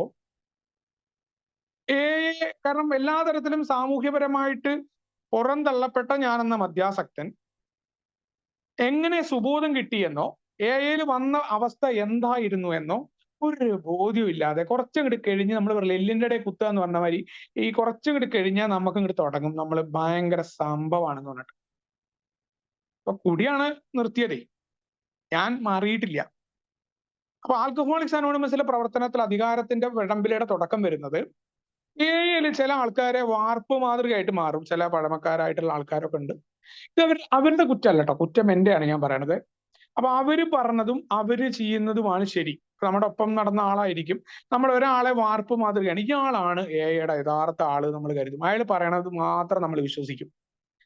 അപ്പൊ എന്താന്ന് വെച്ചാൽ അയാളുടെ ആളായിട്ട് മാറും. ആൽക്കഹോളിക്സ് അനോണിമസിൽ എന്തിനാ വന്നതെന്നോ എയിലെ തത്വങ്ങളോ എയിൽ കേൾക്കുന്ന DR ഇതൊക്കെ വെറുതെ ഇങ്ങനെ പറയും, മീറ്റിങ്ങിൽ വായിക്കും. ഇവിടെ ഗ്രൂപ്പിന്റെ ഇടയിൽ ഗ്രൂപ്പ് തിരിയും, ഇയാളുടെ നേതാവിന്റെ കീഴിലെ ഗംഭീര അണിയായിട്ട് ഞാൻ മാറുകയാണ്. ഈ നേതാവിന്റെ ഗ്രൂപ്പിന്റെ ശത്രുക്കള് എന്റെ ശത്രുക്കളാണ്. ഒരു ബന്ധം ഉണ്ടാവില്ല. ഞാൻ അറിയാത്ത മനുഷ്യര് കോഴിക്കോടും എന്താ പറയുക എവിടെയൊക്കെ കിടക്കുന്ന മനുഷ്യര്, തൊടുപുഴയിലും തിരുവനന്തപുരത്തൊക്കെ കിടക്കുന്ന ഏതൊക്കെയോ മനുഷ്യരുമായിട്ട് എനിക്ക് ശത്രുത. ഇവരുടെ കുറ്റങ്ങൾ ഞാൻ നേരിട്ട് കണ്ടിട്ട് പോലും ഇല്ലാത്ത മനുഷ്യരെ കുറിച്ചുള്ള കുറ്റങ്ങൾ പറയുക, ഷെയറിങ് മാത്രം കേട്ടിട്ട് മീറ്റിങ്ങുകളിൽ, ഈ ഓൺലൈൻ മീറ്റിങ്ങിൽ കേട്ടതാവും. ഇനി ഇവിടെ ഞാൻ അന്ന് മീറ്റിങ്ങിനൊക്കെ പോയിരുന്നത് മലപ്പുറം ജില്ലയുടെ ബോർഡർ ഭാഗങ്ങളിലാണ് ഞങ്ങളുടെ നാട്ടിലെ മീറ്റിങ്ങുകളുള്ളത്. അവിടെയുള്ള ഈ ക്രോസ് ഷെയർ ചെയ്യുന്ന ആൾക്കാര് എന്നെ ഞാൻ കുടിക്കുന്നു പറഞ്ഞ കുറെ ആളുകളൊക്കെ ഉണ്ട്. എനിക്കിഷ്ടമല്ലാത്ത കുറെ ഏക്കാരുണ്ട് അവിടെ, എന്നും ഒരേ കുടിക്കഥ പറയുന്ന ആൾക്കാര്. ഇവരുടെയൊക്കെ കുറ്റം അവരോട് പറഞ്ഞിട്ട് എന്റെ വാർപ്പ് മാതൃകകള അല്ലെങ്കിൽ എന്റെ ടീം പറഞ്ഞിട്ട് ഈ ടീമിന്റെ ഉള്ളില് അവർക്ക് ദേഷ്യമില്ലാത്ത ആൾക്കാരെ കൂടി അവരുടെ വെറുപ്പിന് പാത്രമാകാൻ ഞാനൊരു കാരണമായി മാറുക. ഇതെല്ലാം ഞാനെന്ന മദ്യാസക്തൻ എന്റെ അധികാരത്തോടുള്ള ഭ്രമമായി തെറ്റായ രീതിയിലേക്ക് വരും. അധികാരത്തോടുള്ള ആഗ്രഹം തന്നെയാണ്. പല രീതിയിൽ നമ്മളെ അംഗീകരിക്കപ്പെടണം എന്നുള്ള കൊഞ്ചലാണ്. നമ്മൾ പറയും അംഗീകരിക്കപ്പെടുക മറ്റുള്ളവരാൽ. അധികാരം എന്ന് പറയുന്നത് പല രീതിയിലാണ് മദ്യാസക്തർക്ക്. പല ആളുകളും അധികാരത്തിന്റെ പേര് പറഞ്ഞ്, ഈ അധികാരം എന്നൊക്കെ പറയുന്നത് തലപ്പത്തിരിക്കുക, അല്ലെങ്കിൽ പലരും ചോദിക്കാറുണ്ട് മരിച്ച റീത്ത് പോലും കിട്ടാത്ത ഫെലോഷിപ്പിൽ എന്തിനാണ് അധികാര പടംവലി ചോദിക്കാറുണ്ട്. അധികാരം ഒരു ലഹരിയാണ്. അത് എവിടെയാണെങ്കിലും അങ്ങനെയാണ്. അത് ഒരു ഗ്രൂപ്പിന്റെ സെക്രട്ടറി തൊട്ട് ഏതൊരു സ്ഥാനം വിട്ടുകൊടുക്കാൻ പറ്റാത്ത ആൾക്കാരുണ്ടല്ലോ. എന്തുകൊണ്ടാ? ഈ സംഭവമാണ്. അപ്പൊ ഇത് ഞാനെന്ന മദ്യാസക്തന് എന്താ ഉണ്ടാവുക? എനിക്കും ഇതേ സാധനം കടന്നു. ഞാൻ ആരെ വിമർശിച്ചോ ഈ പഴമക്കാരന്റെ അതേ സ്വഭാവം, അയാളെക്കാൾ വലിയ ഹിറ്റ്ലറും സ്റ്റാലിനുമായിട്ട് ഞാൻ മാറും. ഭരിക്കാനുള്ള ശ്രമം നടത്തും. മറ്റുള്ളവരെ തെറ്റിലേക്ക് കൊണ്ടുപോകുന്ന ശ്രമം പിന്നിലുണ്ടാവും. അവിടെയാണ് ആൽക്കഹോളിക്സ് അനോണിമസിന്റെ പാരമ്പര്യങ്ങളിലൂടെ വളരെ കൃത്യമായ ബോധ്യമുണ്ട് ഈ പറയുന്ന അധികാരത്തോടുള്ള എന്റെ ഭ്രമം. ഈ പഴമക്കാരെയും പുതുമക്കാരെയും വിമർശിക്കുന്ന സ്വഭാവം എനിക്കുണ്ടോ? തീർച്ചയായിട്ടും ആ രീതിയിലേക്ക് ഞാൻ വിമർശിക്കാറുണ്ട്. എന്നെ അംഗീകരിക്കുന്ന പഴമക്കാരെ ഞാൻ ഓക്കെ പറയും. അതല്ലാത്ത പഴമക്കാരല്ലേ, ഇപ്പൊ നമ്മൾ വിളിച്ചു കഴിഞ്ഞാല് നമ്മളെ കേൾക്കാതെ തിരിച്ച് ഉപദേശം തരിക, അവരെ അംഗീകരിക്കാൻ പറ്റില്ല. അവരുടെ കുറ്റം വേറെ ആൾക്കാരോട് പറയും. നമുക്ക് ഒരു കാര്യമില്ലെങ്കിൽ പോലും അവരോട് വിമർശനം തുടങ്ങും. അതേപോലെ ഞാനൊരു ആശയം പറയുന്നു, ഈ പുതുമക്കാരൻ അത് കേൾക്കാതെ എന്നോട് തർക്കിക്കാൻ വരികയാണെങ്കിൽ ഈ പുതുമക്കാരൻ രക്ഷപ്പെടില്ല എന്നുള്ള വിമർശനങ്ങൾ നടത്തുക. പുതുമക്കാരൻ എന്നെ അംഗീകരിക്കണം എന്നുള്ള ആ ഒരു കാര്യം കടന്നു വരുന്നു. ആൽക്കഹോളിക്സ് അനോണിമസിലെ പ്രധാന പ്രശ്നമാണത്. പിന്നെയുള്ളത് എന്താന്ന് വെച്ച് കഴിഞ്ഞാല്, ആൽക്കഹോളിക്സ് അനോണിമസിന്റെ പ്രവർത്തനങ്ങൾ, ഞാൻ നടത്തുന്ന പ്രവർത്തനങ്ങളിൽ വലിയ സംഭവമാണ് ഞാൻ നടത്തുന്നത് എന്നുള്ളത് എയുടെ മീറ്റിംഗിൽ പറയുന്നത് തൊട്ട് മറ്റാളുകളോട് അവകാശപ്പെടുന്നത് വരെ എന്റെ കുഴപ്പമാണ്. എന്താണ്? എന്റെ ആശയത്തിന് മറ്റുള്ളവരാൽ പ്രശംസ കിട്ടണം. എനിക്ക് അംഗീകരിക്കപ്പെടാനുള്ള കൊഞ്ചലും കൊണ്ടല്ലേ ഇത് പറയുന്നത്. ഞാൻ ഭയങ്കരമാണ്, എന്റെ സമയമില്ലാത്ത സമയത്ത് ഞാൻ 24 മണിക്കൂറിൽ 16 മണിക്കൂർ ഞാൻ തന്നെയാണ്. ആര് പറഞ്ഞു? ആരെങ്കിലും പറഞ്ഞിട്ടാണ്? പ്രധാനമായിട്ട് എനിക്ക് സുബോധമാണെങ്കിൽ ഞാനത് പറഞ്ഞു നടക്കേണ്ട കാര്യം. അപ്പൊ എന്റെ പ്രവർത്തനങ്ങളിൽ ഞാൻ മഹാത്മ്യം അവകാശപ്പെടുന്നുണ്ടെങ്കിൽ തീർച്ചയായിട്ടും ആൽക്കഹോളിക്സ് അനോണിമസിന്റെ പ്രവർത്തനങ്ങളുടെ അധികാരത്തോട് എനിക്ക് താല്പര്യമുണ്ടായിരുന്നു എന്നുള്ളതാണ്. എന്റെ ആശയത്തിന് മറ്റുള്ളവരാൽ പ്രശംസ വേണം. ഇവിടെ വേറൊരു പരിശോധന, എനിക്ക് അറിവോ അനുഭവമോ ഇല്ലെങ്കിലും ഒരാൾ ഒരു കാര്യം പറയുമ്പോൾ എനിക്ക് അതിൽ അനുഭവം ഇല്ല, അത് അയാളുടെ അനുഭവമാണെന്ന് പറഞ്ഞുകൊണ്ട് എനിക്ക് ഉൾക്കൊള്ളാനായിട്ട് പറ്റാതിരിക്കാറുണ്ട്. ഒരു മീറ്റിംഗിൽ ഷെയറിംഗിൽ ഈ പരിശോധന നടത്തുമ്പോൾ നമുക്ക് മനസ്സിലാവും. അല്ലെങ്കിൽ ഇത് ഇങ്ങനെയേ സംഭവിക്കൂ എന്നാണ്. പലപ്പോഴും പല ആളുകളും പല ഷെയറിംഗ് നടത്തുമ്പോൾ ഇപ്പോ നമ്മൾ വിചാരിക്കും ഇതിങ്ങനെയൊക്കെ സംഭവിക്കും, അയാൾ വെറുതെ തള്ളുകയാണ് എന്ന് നമ്മൾ പറയാറുണ്ട്. അതെന്തുകൊണ്ടറിയോ? അയാളിത് തള്ളുകയാണോ അല്ലെങ്കിൽ അല്ലേ എന്നുള്ളത് നമ്മളെങ്ങനെ വിലയിരുത്തുന്നത്? നമ്മൾ നമ്മുടെ ബുദ്ധി വെച്ചിട്ടേ വിലയിരുത്തുന്നത്. നമുക്ക് അനുഭവമില്ല. ആൽക്കഹോളിക്സ് അനോണിമസ് പറയുന്നത് നിനക്ക് ആവശ്യമുള്ളത് എടുക്കുക, അല്ലാത്തത് തള്ളാണോ തള്ളല്ലേ നീ പറയണ്ടെന്നാ. അപ്പൊ ഞാനത് ചെയ്യാറുണ്ടായിരുന്നു. പല ആളുകളെയും ഒരു കാര്യമില്ലാതെ, കാരണം ഒരാളൊരു മീറ്റിംഗിൽ ഒരു കാര്യം പറയുമ്പോൾ അത് അയാളുടെ അനുഭവമാണ്, അയാൾക്ക് പറയാനുള്ള സ്വാതന്ത്ര്യമുണ്ട്. ഞാൻ അതിൽ കയറിയിട്ട് അഭിപ്രായം പറയണ്ട. അത് എനിക്ക് ഉൾക്കൊള്ളാൻ പറ്റില്ലെങ്കിൽ എന്റെ സഹിഷ്ണുതയില്ലായ്മയാണ്, എന്റെ കുഴപ്പമാണ്. ആണ് പറഞ്ഞിട്ടുള്ളത്. എനിക്ക് അറിവോ അനുഭവം ഇല്ല. അത് ഇന്ന ആള് ആ വ്യക്തിയോടുള്ള എന്റെ വിയോജിപ്പ് അല്ലെങ്കിൽ എവിടെയോ ഉണ്ടായ ദേഷ്യ. ചില ആൾക്കാരുടെ ഷെയറിങ് ഇഷ്ടപ്പെടാത്തതിന്റെ കാരണം എന്താ അറിയോ?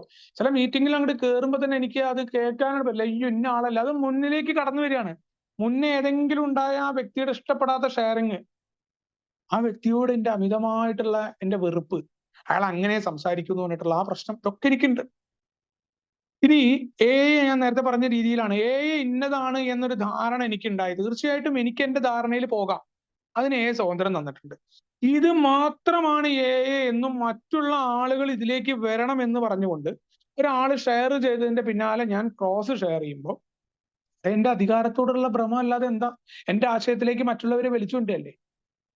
ഇന്നതാണ് എന്ന ധ്വനിയിൽ ഞാൻ ഷെയർ ചെയ്യുമ്പോൾ അങ്ങനെയൊന്നും പറഞ്ഞിട്ടുണ്ടാവില്ല. എയുടെ ബുക്കിൽ പല പല ആശയങ്ങളുണ്ട്, പല വൈരുദ്ധ്യങ്ങളെയും കൊണ്ടുവരാണ്, പല മനുഷ്യർ ചേർന്നതാണ് തുടക്കത്തിലേ ഉണ്ടായിരുന്ന പഴമക്കാരായ മനുഷ്യർ വില്ലും പൂവും വ്യത്യസ്ത സ്വഭാവമാണ്. അതിനുശേഷം വന്ന ഹാങ് പി ആയിക്കോട്ടെ, പിന്നീട് വന്ന ആളുകളായിക്കോട്ടെ, ഓരോ ആളുകളും ഓരോരുത്തരും ചരിത്രത്തിൽ നമ്മൾ നോക്കിക്കഴിഞ്ഞാൽ കാണാൻ പറ്റും. നമ്മുടെ രണ്ടാമത്തെ പടിയുടെ ഭാവത്തിൽ ഞാൻ മുട്ടുകുത്തി നിന്ന് അവിടെ നിന്ന് ദൈവത്തെ കണ്ടു എന്ന് പറയുന്ന ആ ഫിറ്റ്സ്മായോ എന്ന പഴമക്കാരന്റെ അനുഭവമുണ്ട്. ദൈവമില്ല എന്ന് പറയുന്ന ഹാങ് പീനെ പോലെ ഇന്നും തൊഴിലുടമകളോട് എന്നുള്ള അദ്ദേഹം കുടിച്ചു പോയിട്ടടക്കം അദ്ദേഹത്തിന്റെ അനുഭവങ്ങളുള്ള ബിഗ് ബുക്ക്. ഇത്തരത്തിൽ വ്യത്യസ്തരായ മനുഷ്യർ, അവർ തമ്മിലുള്ള പോരാട്ടങ്ങൾ, അവർ തമ്മിലുള്ള രസകരമായ വാഗ്വാദങ്ങൾ, അതിലൂടെയാണ് ആൽക്കഹോളിക്സ് അനോണിമസിന്റെ ഗ്രന്ഥം പോലും ഉണ്ടായിട്ടുള്ളത്. ഇത്ര മഹത്തായ സംഭവം എന്ന് ആലോചിച്ച് നോക്കൂ. വ്യത്യസ്തതകൾ, അഭിപ്രായ ഭിന്നതകളെ എങ്ങനെ ഒരുമയോടുകൂടി കൊണ്ടു നിൽക്കാമെന്നതിന്റെ ഉദാഹരണമാണ് ആൽക്കഹോളിക്സ് അനോണിമസിന്റെ ഗ്രന്ഥം പോലും. ആ മാതൃക അവിടെ ഉള്ളപ്പോ ഇവിടെ ഞാൻ എന്റെ ആശയമാണ് ശരിയെന്ന് തർക്കിക്കുന്നതിന് അർത്ഥം എന്താണ്? അല്ലെങ്കിൽ എങ്ങനെയാണ് എയിലെ പുഴുക്കുത്തുകൾക്കെതിരെയുള്ള പോരാളിയാണ് ഞാൻ എന്ന് കരുതുന്നതിൽ എന്ത് സാങ്കത്യമാണ് ഇവിടെ ഉള്ളത് എന്നുള്ള ചോദ്യം എന്നോട് ചോദിച്ചു. എയുടെ പാരമ്പര്യം, എനെ ശരിയാക്കാൻ ഞാൻ ആരാണ്? ഇന്നതാണ് എന്ന ബോധ്യം മറ്റുള്ളവർക്ക് കൊടുക്കുക. ആദ്യം എനിക്ക് ബോധ്യം വന്നോ, ഞാൻ ആ പ്രവൃത്തിയിൽ തുടരുന്നുണ്ടോ എന്ന് മാത്രമാണ് ചോദ്യം ഇവിടെ. നീ അത് ചെയ്താൽ മതി എന്നാ പറഞ്ഞിട്ടുള്ളത്. മറ്റുള്ളവരെ ബോധ്യപ്പെടുത്തേണ്ട കാര്യം നടക്കില്ല. മറ്റുള്ളവരോടുള്ള പ്രവർത്തനം എന്താണ്? മറ്റുള്ളവരെ പഠിപ്പിക്കലല്ല, എന്റെ അനുഭവങ്ങൾ പങ്കുവെക്കലാണ്. നിർബന്ധപൂർവം ഒന്നും കൊടുക്കാൻ പറ്റില്ല. എന്റെ സുബോധം മാത്രമാണ് എന്റെ കയ്യിലുള്ളത് എന്നുള്ള ബോധ്യം. മദ്യാസക്തി, അതേപോലെ മോഡേൺ മെഡിസിൻ, സാമൂഹ്യ ശാസ്ത്ര വിഷയങ്ങള്, സൈക്കോളജി, ഏടെ ആത്മീയത, ഏടെ എളിമ, ഇതിൽ ഞാനൊരു പണ്ഡിതനാണ് എന്ന ഭാവം എനിക്കുണ്ടോ എന്ന് പാരമ്പര്യ 8ന്റെ പരിശോധനയിലെ ചോദ്യം. അത് ഞാൻ എടുത്തിട്ടുണ്ട്. എന്റെ അധികാരത്തെ വളരെ കൃത്യമായിട്ട് കാണാൻ പറ്റുന്ന ഒരു ചോദ്യമാണ്. മദ്യാസക്തി ഇന്നതാണ്, പറഞ്ഞത് ഇങ്ങനെയാണ്, തർക്കിക്കുക. ലിറ്ററേച്ചറുകൾ കൊണ്ടൊന്ന് തർക്കിക്കാറുണ്ടായിരുന്നു പണ്ട് കാലത്ത് ഗ്രൂപ്പുകളിൽ. അല്ലെങ്കിൽ അവനത് പറഞ്ഞോ, ഇത് ഇന്ന ബുക്ക് എടുക്കുക, ഇന്നത് ഇത് മതം, അവിടെ ഇത് പറഞ്ഞിട്ടുണ്ട് എന്ന് പറഞ്ഞ തല്ലൂടെ. അല്ലെങ്കിൽ മോഡേൺ മെഡിസിന്റെ എന്റെ അറിവുകൾ പറയേണ്ട ഇടാണ് ആൽക്കഹോളിക്സ് അനോണിമസിന്റെ മീറ്റിംഗ്. എന്റെ അനുഭവങ്ങളാണ് ഇവിടെ പറയേണ്ടത് എന്ന് ബോധ്യം തന്നു എന്നുള്ളതാണ് ആ പാരമ്പര്യ പരിശോധന. എന്നെ പുറത്ത് നഗ്നമായിട്ട് എന്നെ കാണിച്ചു തരികയാണ് ഇവിടെ. ഞാൻ എന്റെ ആളുകളി, എന്റെ സൈക്കോളജി പറയേണ്ട ഇടമല്ല ആൽക്കഹോളിക്സ് അനോണിമസിന്റെ മീറ്റിംഗ്. അതിനൊക്കെ വേറെ സ്ഥലങ്ങളുണ്ട്. സൈക്കോളജി പറയാം, സാമൂഹ്യ ശാസ്ത്ര പഠനം നടത്താം, എനിക്ക് നടത്താം, പുറത്ത് മീറ്റിംഗ് നടത്താന്നേ. എനിക്ക് യൂട്യൂബ് ചാനൽ തുടങ്ങിയിട്ട് പറയാൻ പറ്റും. യൂട്യൂബ് ചാനലിൽ പറയാറുണ്ട്. അതുകൊണ്ട് പറയാം, ആൽക്കഹോളിക്സ് അനോണിമസിൽ ഞാനിത് ശ്രമിക്കുമ്പോൾ, ഒരു മീറ്റിംഗിൽ ഇതെല്ലാം പറയുമ്പോൾ എന്റെ ആ അധികാരത്തോടുള്ള എന്റെ ആഗ്രഹമാണ് എന്നുള്ള ആ ബോധ്യം. പാരമ്പര്യങ്ങളുടെ പരിശോധനയിലാണ് ഇതൊക്കെ കണ്ടെത്തിയത് എന്നുള്ളതാണ്. അതേപോലെ നായകത്വം, ഏതിന്റെയും ഈ അധികാരത്തിന്റെ പ്രധാന സംഭവമാണ് ഞാനില്ലെങ്കിൽ ഈ ഗ്രൂപ്പ് നടക്കില്ല എന്നുള്ള ആദ്യത്തെ കുഴപ്പം അവിടെയാണ്. അന്ന് നമ്മൾ തുടക്കത്തിലൊക്കെ പ്രവർത്തിക്കുമ്പോൾ ഈ ഓൺലൈൻ മീറ്റിങ്ങിലൊക്കെ പല കാര്യങ്ങളിൽ പ്രശ്നങ്ങൾ ഉണ്ടാവും. ഇപ്പൊ പഴമക്കാർ വിളിച്ചില്ല, അല്ലെങ്കിൽ വിളിച്ച ആൾക്കാർക്ക് കൂടുതൽ സമയം കൊടുത്തു, മോഡറേറ്റർ ആകുമ്പോൾ ഫുൾ പ്രശ്നം. അന്ന് ഈ ഓൺലൈൻ മീറ്റിംഗ് തുടങ്ങിയ സമയം. അപ്പൊ ഞാൻ ഈ മീറ്റിംഗ് നമ്മുടെ ജ്വാലയൊക്കെ തുടങ്ങുന്നത് തന്നെ പല പല കാരണങ്ങളെ കൊണ്ടാട്ടോ. ഈ അധ്യക്ഷന്റെ പ്രസംഗമൊക്കെ നിർത്തിയിട്ട് ഞാൻ തുടങ്ങുമ്പോഴാണ് അന്ന കാലത്ത് ആദ്യമായിട്ട് ആൾക്കാരൊക്കെ എനിക്ക് അഭിമാനമായിട്ട് പറയാം, ഞാൻ ഷെയർ ചെയ്യാതെ ആൾക്കാരെ വിളിക്കലടങ്ങി. അപ്പൊ എന്താ വെച്ചാൽ ആൾക്കാരെ ബോറടിപ്പിക്കാണ്ട് അരമണിക്കൂർ അധ്യക്ഷൻ സംസാരിച്ചു കഴിഞ്ഞാൽ പിന്നെ ബാക്കിയുള്ളവർക്ക് സംസാരിക്കാൻ പറ്റില്ല. അപ്പൊ രാവിലത്തെ ജ്വാല മീറ്റിങ്ങുകളിൽ നമ്മൾ ആ മാറ്റം വരുത്തി ഓരോരുത്തരെ വിളിക്കാൻ തുടങ്ങിയിട്ട് മീറ്റിംഗ് തുടങ്ങിയ ആളാണ് ഞാൻ ഈ ജ്വാലയിൽ. അപ്പൊ അവിടെ ഒരു കുഴപ്പം സംഭവിച്ചു എനിക്ക്. ഞാൻ പറഞ്ഞില്ല, ഇതൊരു അഭിമാനബോധാട്ടോ. ഈ സാധനം ഞാനാണ് ഈ ജ്വാല നടത്തുന്നത് എന്ന തോന്നൽ, ഞാനില്ലെങ്കിൽ ജ്വാല നടക്കില്ല. കാരണം ഞാൻ കൃത്യമായിട്ടാണ് നടത്തുന്നത്, എന്റെ രീതി ശരിയാ, ഞാനൊരു നായകനാണ് ജ്വാലയുടെ, ഞാനില്ലെങ്കിൽ ജ്വാല മീറ്റിംഗ് ഇല്ല എന്നുള്ള ബോധ്യം. ഇതൊക്കെ തോന്നലാണ്. ഇത് മുന്നോട്ട് പോകേണ്ട സാധനം അങ്ങനെ പല ആൾക്കാരും പറഞ്ഞിട്ടുണ്ട്. പക്ഷെ ആൽക്കഹോളിക്സ് അനോണിമസ് ബിൽഡബ്ല്യൂ ഇല്ലെങ്കിലും മുന്നോട്ട് ബിൽഡബ്ല്യൂവിന് വരെ ഒന്നും ചെയ്യാൻ പറ്റാത്ത നിരവധി സംഭവങ്ങൾ ഉണ്ടായിട്ടുണ്ട്. അതാണ് ഇതിന്റെ ചരിത്രം. അതങ്ങനെ മുന്നോട്ട് പോയിട്ടുണ്ടേ. പറയാറുണ്ട് അത് അതിന്റെ പാരമ്പര്യങ്ങളാൽ ഭദ്രമാണെന്ന്, അതിന്റെ സഹസ്ഥാപകരിൽ നിന്ന് വരെ രക്ഷപ്പെട്ടു എന്ന് ബില്ല് പറയാറുണ്ട്. എന്നിൽ നിന്ന് പോലും സ്വതന്ത്രമായി എന്ന് പറഞ്ഞിട്ടാണ് കംസ് ഓഫ് ഏജ് അവസാനിക്കുന്നത്. അപ്പോ അവിടെ ഞാന് ഈ മീറ്റിംഗിൽ നിന്ന് ഇറങ്ങി പോവുക, ഞാൻ എന്നെ പല നിസാര കാര്യാന്നേ, ഈ നിസാര കാര്യങ്ങൾക്ക് പിണങ്ങി പോകുന്നത് എന്താ, എന്നെ അംഗീകരിച്ചില്ല, അത് ഇന്നതാ, ഗൂഢാലോചന സിദ്ധാന്തം ചമയ്ക്കുക, ഒന്നും ഉണ്ടായിട്ടുണ്ടാവില്ല. അവരങ്ങനെ ചിന്തിച്ചിട്ട് ഞാൻ അങ്ങോട്ട് പറയും, അവൻ അത് പറഞ്ഞു, അവനും തുമ്മലിതാക്കി, ഇങ്ങനെ പറഞ്ഞു. ഇനിയിപ്പൊ അങ്ങനെ പറഞ്ഞാൽ തന്നെ എന്താ, ഇത് വിട്ടുകൊടുക്കാൻ വയ്യെങ്കിൽ പിന്നെ ഞാൻ എവിടെ എന്താ വിട്ടുകൊടുക്കുന്ന എന്നുള്ള ചോദ്യം. ആ ബിസിനസ് മീറ്റിംഗിൽ മുന്നേ ഞാൻ വേണ്ടപ്പെട്ട ആൾക്കാരെ ഒന്ന് ഫോൺ വിളിക്കും. ബിസിനസ് മീറ്റിംഗിൽ എന്റെ തീരുമാനം നടത്തണം. എന്ത് ബിസിനസ് മീറ്റിംഗ് നടത്തിയിട്ട് എന്താ കാര്യം? ഞാൻ എന്തിനാ നടത്തുന്നത്?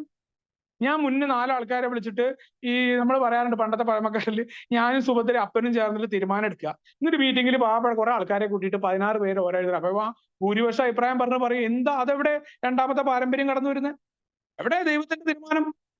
എവിടെ ഭൂരിപക്ഷത്തിന് അംഗീകരിക്കുന്നത്?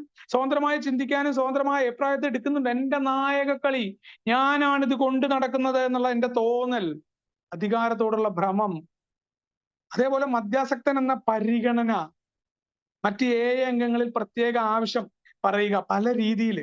അപ്പോൾ ഇത്തരത്തിലേക്കുള്ള പരിശോധനകൾ ഞാനെന്ന മദ്യാസക്തനെ വളരെ കൃത്യമായിട്ട് കാണിച്ചു തരികയും ഇതെല്ലാം എനിക്ക് ബോധ്യമായി. ഇതെല്ലാം എന്റെ തെറ്റുകളാണ് പ്രോഗ്രാം തുടങ്ങി കഴിഞ്ഞപ്പോൾ. ആ പാരമ്പര്യ പരിശോധനകൾ 12ാമത്തെ പടിയൊക്കെ ചെയ്യുന്ന സമയത്താണ് ഈ തെറ്റുകളെല്ലാം തിരിച്ചറിയുന്നത്. അപ്പൊ അവിടെ ഏതൊരു തെറ്റും നമ്മൾ തിരിച്ചറിഞ്ഞ് നമ്മൾ പറയാണ്ട് 4ാമത്തെ പടിയിലെ 4ാമത്തെ കോളം, നമ്മൾക്ക് ദേഷ്യം ഉണ്ടായിരുന്ന മനുഷ്യരുടെ പട്ടികയിൽ പറയുന്ന കോളത്തിലൂടെ എവിടെയാണ് ഞാൻ തെറ്റുകാരനായതെന്ന് കണ്ടെത്തി. നമ്മുടെ ഇന്നത്തെ ഡെയിലി റിഫ്ലക്ഷനിൽ പറയുന്ന പോലെ ആ പോരാട്ടം നിർത്തുക എന്ന് പറയാറുണ്ട്. മറ്റുള്ളവരെക്കാൾ ഞാൻ ഉയർന്നവനാണ്. ആ പൊട്ടിപ്പോവാത്ത പാരമ്പര്യമൊക്കെ സംരക്ഷിക്കുന്ന അങ്ങനെയാണ്. മറ്റുള്ളവരെക്കാൾ ഞാൻ ഉയർന്നവനാണെന്നുള്ള ചിന്ത കളയാൻ തുടങ്ങി. എല്ലാ മനുഷ്യരും ഞാൻ ഉയർന്നവനും അല്ല താഴ്ന്നവനും അല്ല. സ്വയം സഹതാപം ഉണ്ടാവേണ്ട കാര്യമില്ല. ആ കുടിക്കുന്ന സമയത്തും ഉണ്ടായിരുന്ന അതേ സ്വഭാവമാണ് കുടിക്കാതിരിക്കുമ്പോഴും എനിക്ക് വരുന്നത് എന്നുള്ള ബോധ്യം, അധികാരത്തോടുള്ള എന്റെ ആഗ്രഹം ആൽക്കഹോളിക്സ് അനോണിമസിൽ ഇത് എനിക്ക് കണ്ടെത്താൻ പറ്റുമ്പോൾ ഞാൻ ആരെക്കാളും ഉയർന്നവനും താഴ്ന്നവനും അല്ല. എന്റെ കുഴപ്പങ്ങൾ സംഭവിക്കുക, എന്റെ കഴിവുകേടുകൾ അംഗീകരിക്കുക, എന്നിട്ട് ആ കാര്യങ്ങൾ അംഗീകരിക്കുമ്പോൾ അതിൽ നിന്ന് കിട്ടുന്ന പാഠങ്ങളായിക്കൊണ്ട് വേറൊരാളോട് തുറന്നു പറയാനുള്ള തയ്യാറെടുപ്പ് ഉണ്ടാകുമ്പോൾ അഭിമാനബോധം സന്തുലിതമാക്കുന്നതിനോടൊപ്പം തന്നെ എന്റെ അപാകതകളും എന്റെ കുറവുകളും 6ഉം 7ഉം പടികളിലൂടെ എനിക്ക് മാറ്റിയെടുക്കാനായി പറ്റും. അതിന്റെ പ്രവൃത്തിയായിട്ട് 10ാമത്തെ പടിയൊക്കെ വരുമ്പോൾ ഏറ്റവും നമ്മൾ വളർച്ച അല്ലെങ്കിൽ വളർന്നുകൊണ്ടിരിക്കുന്ന ഒരു പടിയാണ് 10ാം പടി എന്ന് പറയാറുണ്ട്. 8ാമത്തെയും 9ാമത്തെയും പടിയൊക്കെ ഈ പറയുന്ന സ്പോട്ട് ഇൻവെന്ററിയിൽ നമുക്ക് കടന്നു വരും. മാപ്പ് പറയേണ്ടവരോട് മാപ്പ് പറയാനും അറിഞ്ഞുകൊണ്ട് വിട്ടുകൊടുക്കാനും എല്ലാം പറ്റുന്നതാണ്. ദൈനംദിന ജീവിതത്തിന്റെ ഭാഗമായിട്ട് മാറാൻ തുടങ്ങിയിട്ട് തന്നെയാണ് AA പോരാട്ടങ്ങൾ നിർത്തിയത്. അല്ലാണ്ട് ഒരു സുപ്രഭാതമൊന്നുമല്ല. പല രീതിയിലാണ് പലത് കണ്ടിട്ട് മാറി നിൽക്കാനൊക്കെ തുടങ്ങിയത്. ഇത്തരം കാര്യങ്ങൾ പറഞ്ഞു മാറ്റിയത് തന്നെയാണ്. അതിന് പറ്റിയ പ്രോഗ്രാമിൽ നിൽക്കുന്ന നിരവധി സുഹൃത്തുക്കളുടെ സഹായം ഉണ്ടായിരുന്നു. അവർ പറഞ്ഞു തന്നു, പോരാട്ടം നിർത്ത്, ഈ രീതിയിൽ വാ, തുറന്നു പറഞ്ഞു. അവരോട് തുറന്നു പറയാൻ എനിക്കൊരു മടി ഉണ്ടായിരുന്നില്ല. കുഴപ്പങ്ങൾ ഉണ്ട് എനിക്ക്, ഞാൻ എന്തിനാ മയക്കേണ്ട ആവശ്യം, ഞാൻ മദ്യാസക്തനാണ്. എന്നെ ശുചീകരിക്കാനുള്ള മാർഗമാണ്. ഞാൻ തുറന്നു പറയാൻ ഏതൊരു കാര്യത്തിന് തയ്യാറുണ്ടോ അവിടെ പരിഹാരം ഉണ്ടെന്നാ പറഞ്ഞിട്ടുള്ളത്. വളരെ കൃത്യമായിട്ട് ഈ ഒരു കാര്യത്തെ, ഈ പാരമ്പര്യ പരിശോധനകളെ ഞാൻ ഇവിടെ AA എന്ത് നടത്തുന്നു, ഇത് ഞാൻ നേരെ എന്റെ കുടുംബത്തിലേക്ക് എടുത്തിട്ടു. അവിടെ എനിക്ക് മനസ്സിലായി പല പ്രശ്നവും കുടുംബത്തിൽ ഉണ്ടാവുന്ന. ഞാൻ ഭരിക്കാൻ ശ്രമിക്കുകയാണ് കുടുംബത്തെ. ഞാൻ ഇതിന്റെ ഡയറക്ടറായിട്ട്, ഞാൻ കുടുംബനാഥനാണ്, ഭർത്താവാണ്, ഭരിക്കുന്നവനാണ് എന്നുള്ള ആ ഭാവം എടുത്ത് മാറ്റണം പറഞ്ഞു. എല്ലാവരും ഇൻഡിപെൻഡന്റ് ആണ്. ഭാര്യ എന്ന് പറയുന്നത് സ്വതന്ത്രമായ വ്യക്തിയാണ്. കുട്ടികളാവുമ്പോൾ നമുക്ക് അവര് പറഞ്ഞു കൊടുക്കുക, അതിനൊരു പരിധിയുണ്ട് ഏത് വരെ എന്നുള്ളത്. നമ്മുടെ അധികാരം അടിച്ചേൽപ്പിക്കേണ്ടതല്ല കുട്ടികളെ എന്നുള്ള. ഭാര്യയോട് അത് തന്നെയാണ്. അവർക്ക് വികാരവും വിചാരവും സ്വന്തം അഭിപ്രായം ഉണ്ട്. അത് കേട്ടുകൊണ്ട് ഒരു കാര്യങ്ങളിലേക്ക് എത്തണം. അത് കേൾക്കാൻ, അല്ലെങ്കിൽ അവർക്ക് അതിന്റെ സ്വാതന്ത്ര്യം ഉണ്ട് ദേഷ്യപ്പെടാനോ മറ്റത് പറയാനോ. നമ്മൾ എങ്ങനെ നിൽക്കണം എന്നതാണ് നമ്മുടെ പ്രോഗ്രാം പഠിപ്പിച്ചത്. അല്ലാണ്ട് അവരെ അല്ലനോൺ പ്രോഗ്രാമിൽ കയറ്റുക, അവരെ ക്ഷമിക്കാൻ പഠിപ്പിക്കുക. എല്ലാം നേടെ പ്രോഗ്രാം പറഞ്ഞപ്പോൾ എന്റെ കുടുംബത്തിൽ മാറ്റം ഉണ്ടായി. അധികാരത്തോടുള്ള ആഗ്രഹം കുടുംബത്തിൽ കുറഞ്ഞു. ഇതേ സാധനം തന്നെ സാമൂഹ്യപരമായ സാധനങ്ങളിൽ നിന്നൊക്കെ എനിക്ക് മാറ്റം ഉണ്ടായിട്ട്. അവിടെ നിന്നും ഞാനിപ്പോ ഇവിടുത്തെ ഇന്ത്യൻ സ്കൂൾ ആയിക്കോട്ടെ പല പ്രലോഭനങ്ങളും ഉണ്ടായിട്ടുണ്ട്. ഞാൻ മാറിയെന്ന് എന്താ പറയുക, അതിനൊക്കെ പറ്റുന്ന ആൾക്കാരുണ്ട്, അവർക്ക് പ്രവർത്തിക്കും. എനിക്ക് ആയിട്ടില്ല എന്ന് പറഞ്ഞു. ഞാൻ അവിടങ്ങളിലൊക്കെ പോയ എനിക്കിന്ന് ഞാൻ കരുതിയിരിക്കുകയാണ് കുറച്ചു കാലം കഴിഞ്ഞാൽ ഇപ്പൊ പറ്റുമായിരിക്കും. അപ്പോ ഇപ്പതായിട്ടില്ല. ആ പോയി കഴിഞ്ഞാൽ ഈ അധികാരഭ്രമം ഉള്ളതുകൊണ്ടും അവിടെ പല അഭിമാനബോധവും കടന്നു വരും. അവിടെയൊക്കെ പോയി ആവശ്യമില്ലാത്ത ഗ്രൂപ്പുകളും പ്രശ്നങ്ങളും കടന്നു വരുന്നതുകൊണ്ടാണ് ഞാനൊക്കെ മാറ്റം വന്നത്. സമൂഹത്തിലും ആ വലിയ ആള് കളിക്കലില്ല. സമൂഹത്തിൽ ആളുകളെ ബോധ്യപ്പെടുത്തേണ്ട കാര്യങ്ങളില്ല. ഞാൻ എന്തായി അല്ലെങ്കിൽ എന്ത് മാറ്റം ഉണ്ട് എന്നുള്ള രീതിയിലുള്ള പ്രവർത്തനങ്ങൾ, ആളുകളിയൊക്കെ മാറിക്കൊണ്ട് എന്നെ പരിശോധന നടത്താനും അധികാരത്തെ എല്ലാ മേഖലകളിലും കരുതിയിരിക്കാനും ആൽക്കഹോളിക്സ് അനോണിമസിന്റെ പ്രോഗ്രാമിലൂടെ ഇന്ന് സാധിക്കുന്നുണ്ട് എന്നുള്ളതാണ്. ആ പറഞ്ഞ അഭിമാനബോധം സന്തുലിതമാക്കി പോരായ്മകൾ ഏറ്റുപറയുകയും അതോടൊപ്പം തന്നെ നമ്മൾ പറഞ്ഞ പരിഹാരങ്ങൾ മൊത്തം തന്നെയാണ്. 5ാമത്തെ പടി തന്നെയാണ് ഏറ്റുപറച്ചിൽ. 10ാമത്തെ പടി എന്ന് പറയുന്നത് തന്നെ ഇതെല്ലാം കടന്നു വരും. നമ്മുടെ 6ഉം 7ഉം നമ്മുടെ കുഴപ്പങ്ങൾ എന്താ നമ്മൾ തിരിച്ചറിഞ്ഞു കഴിഞ്ഞാൽ നമ്മൾ അത് മാറ്റും. മറ്റുള്ളവരെ മാറ്റില്ല, ഞാൻ മാറും. എനിക്ക് എങ്ങനെ മാറാമെന്നാണ്. ദേഷ്യപ്പെടുന്ന ആൾ ദേഷ്യപ്പെടാതെ ആവുകയല്ല, ഞാൻ അതിനെ ആ ദേഷ്യത്തെ എടുക്കാതിരിക്കാൻ എങ്ങനെ ആവണം എന്ന് ഞാൻ പരിശീലിക്കും. നേരിട്ടല്ലാത്ത ആൾക്കാരുടെ അടുത്ത് ദേഷ്യം പ്രകടിപ്പിച്ചുകൊണ്ട് മാറ്റേണ്ടത് എങ്ങനെയാന്ന് പഠിപ്പിച്ചിട്ടുണ്ട്. അപ്പൊ ഇതെല്ലാം പ്രോഗ്രാം രീതിയിൽ തന്നെയാണ് മാറ്റിയത്. ഈ അധികാരത്തോടുള്ള ഭ്രമത്തെ കരുതിയിരിക്കാനായിട്ട് പറ്റുന്നുണ്ട്. പിന്നെ സെക്സ് ആണ്. സെക്സിന്റെ അനുഭവങ്ങൾ തീർച്ചയായിട്ടും സമയവും കമ്മിയാണ്. പിന്നെ അതിന് പൊതുവായിട്ട് നമുക്ക് പറയാനായിട്ട് ഒരു ഓപ്പൺ മീറ്റിംഗിൽ പറ്റില്ല. അപ്പൊ അതുകൊണ്ട് ഞാൻ അതിന്റെ പൊതുവായിട്ടുള്ള ഒരു വിലയിരുത്തൽ പറയാം. സ്വാഭാവികമായിട്ട് ഈ സെക്സിന്റെ കാര്യം പറഞ്ഞാൽ പഴയ സംഭവത്തിൽ എന്ന് പറഞ്ഞാൽ കുത്തഴിഞ്ഞ ലൈംഗികതയാണ്. എന്ത് ചെയ്താലും അല്ലെങ്കിൽ എത്ര തന്നെ അതിനോട് ചെയ്തു കഴിഞ്ഞാലും മുഴച്ചു നിൽക്കുന്ന അല്ലെങ്കിൽ അടങ്ങാത്ത ആർത്തിയാണ് ലൈംഗികതയോട്. വേറെ നമ്മൾ പറയില്ല, എത്ര മടുത്തു കഴിഞ്ഞാലും കുറച്ച് ആരോഗ്യം ബാക്കിയുണ്ടെങ്കിൽ അപ്പൊ കടന്നു വരുന്ന ചിന്ത, വലിയ പനിയോ അല്ലെങ്കിൽ വയ്യായോ വരണം, അപ്പൊ മാത്രമാണ് ഇത് വരാതിരിക്കുക. എന്നാലോ ഒന്നിനും സംതൃപ്തനല്ല എന്ന് പറയുന്ന അവസ്ഥയായിരുന്നു ഉണ്ടായിരുന്നത്. ഇപ്പോ നിരവധി മാർഗങ്ങൾ, വലിയ വഴിവിട്ട ബന്ധങ്ങൾ ഉണ്ടാവുന്നു. ആ ബന്ധങ്ങളിലൊക്കെ വലിയ രീതിയിലുള്ള ആവശ്യപ്പെടലുകൾ നമ്മൾ നടത്തും. അവിടെ മറ്റുള്ളവരുടെ കുടുംബങ്ങളിലേക്ക് ഇടിച്ചു കയറി ചെല്ലുന്ന ആളുകളായിട്ട് നമ്മൾ മാറും. നമുക്ക് നമ്മുടെ കുടുംബത്തിലേക്ക് തിരിച്ചു വരുന്നവരെ ഇതിന്റെ വേദനയോ വിഷമമോ അറിയില്ല. നമ്മൾ ഇതിനെയൊക്കെ സാധൂകരിക്കുന്ന സ്വഭാവം ഉണ്ടാക്കുന്നതാണ്. അപ്പോ എല്ലാ തരത്തിലും ആൽക്കഹോളിക്സ് അനോണിമസിന്റെ പ്രോഗ്രാമിൽ എത്തി വന്ന ബോധ്യമാണ്, ഈ പ്രശ്നങ്ങളൊക്കെ സ്വാർത്ഥ പ്രേരണയിൽ നിന്നുകൊണ്ട് നമ്മൾ എന്ത് ചെയ്യും? നമുക്ക് മാത്രം എന്ന് പറയുന്ന ആ സംശയ രോഗം ഇവിടെ ഉടലെടുക്കും. ഈ സെക്സിന്റെ ഏറ്റവും പ്രധാന പ്രശ്നം ഇതാണ്. നമ്മൾ ഇത്തരം ചെയ്യുമ്പോൾ ഇതേ സാധനം നമ്മുടെ ഭാര്യയോടും നമുക്കുണ്ടാവും. കാരണം എന്താ വെച്ചാൽ നമ്മുടെ കാമുകി ഉണ്ടാവും. കാമുകി വേറെ സ്ഥലത്ത് നിന്ന് ചാടി വന്നതുകൊണ്ട് ആ കാമുകി വേറൊരാളോട് എന്നും മിണ്ടിയാ വരെ അത് അവരുമായിട്ട് ബന്ധമാണ്. കാരണം അത് ഓൾറെഡി ചാടി വന്നിടത്ത് ഇതാ ഉണ്ടാവാനുള്ളത്. ഇതേ നമ്മുടെ സ്വഭാവം തന്നെ നമ്മൾ നമ്മുടെ ഭാര്യ ഏതെങ്കിലും തരത്തിൽ നമ്മൾ അവിടെയും സംശയിക്കും. ഇതെല്ലാം എന്താ നമ്മുടെ ജീവിതത്തിനെ വലിയ രീതിയിൽ കുഴപ്പമുണ്ടാക്കും. നമുക്ക് തോന്നും ഇത്തരം ബന്ധങ്ങളൊക്കെ ഉണ്ടാക്കാം, ഇത് കുഴപ്പമില്ല ഈ രീതിയിൽ. പക്ഷെ ഇതിനൊന്നുള്ള പാങ്ങ് നമുക്കില്ല എന്നുള്ളതാണ്. കാരണം നമുക്കിത് വരുമ്പോഴേ നമുക്കിത് മനസ്സിലാവുള്ളൂ. ഈ ഇതെല്ലാം പലപ്പോഴും നമ്മുടെ റിലേഷൻ അല്ലെങ്കിൽ നമ്മൾ എവിടെയാണോ നിൽക്കുന്നത് അവിടുത്തെ ബന്ധം വലിയ കുഴപ്പങ്ങളിലാക്കും. നമ്മൾ വിചാരിക്കും നമുക്കിതൊക്കെ അതിജീവിക്കാനുള്ള ശക്തി ഉണ്ട് എന്നുള്ളതാണ്. ഈ സംഭവം നമ്മുടെ ഉള്ളിൽ രൂപപ്പെട്ട് വന്നു കഴിഞ്ഞാൽ ഈ ഭയം ഒരു കുടിക്ക് കാരണമായിട്ട് മദ്യാസക്തർക്ക് വരാറുണ്ട്. ഇപ്പോ ആൽക്കഹോളിക്സ് അനോണിമസിൽ നമ്മൾ വന്നു നിൽക്കുമ്പോഴും നേരത്തെ പറഞ്ഞ പോലെ തന്നെ ഈ രണ്ട് കാര്യങ്ങൾ പണവും അധികാരത്തിന്റെ പോലെ തന്നെയാണ്. കുടി മാത്രമാണ് നിർത്തുന്നത്, ഈ സംഭവം നിർത്തിയിട്ടുണ്ടായിരുന്നില്ല.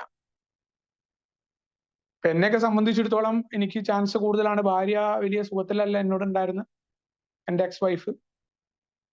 പക്ഷെ അവര് വിട്ടുപോകുന്ന എനിക്കറിയില്ല. പക്ഷെ എന്നാൽ പോലും വലിയ ബന്ധമില്ലാത്ത അവസ്ഥയിലാണുള്ളത്. പിന്നീട് കുറച്ചുകൂടി കഴിഞ്ഞപ്പോ അവർക്ക് വേറെ ബന്ധം ഉണ്ടായെന്ന് പറയുമ്പോൾ പോലും ആ ബന്ധം ഇങ്ങനെ കടന്നു വന്നുണ്ടാകുമ്പോൾ പോലും അപ്പോഴാണ് നമുക്കൊരു പെയിനൊക്കെ ഉണ്ടാവും. എന്നാൽ പോലും ആ പെയിനെ അതിജീവിക്കാൻ നമ്മൾ നമുക്കും ഇത് ചെയ്യാം എന്ന് നമ്മൾ ന്യായീകരിക്കും. ഇത്തരം പരിപാടികൾ ഒറ്റയ്ക്കുള്ള താമസമാണ്. വലിയ പ്രലോഭനങ്ങളുണ്ട്. പല രീതിയിലുള്ള ആളുകൾ ചുറ്റും ഉണ്ടായിരുന്നു. കാരണം സ്വഭാവം പഴയ സ്വഭാവം തന്നെയാണ്. കുടി മാത്രമാണല്ലോ നിർത്തിയിട്ടുള്ളത്.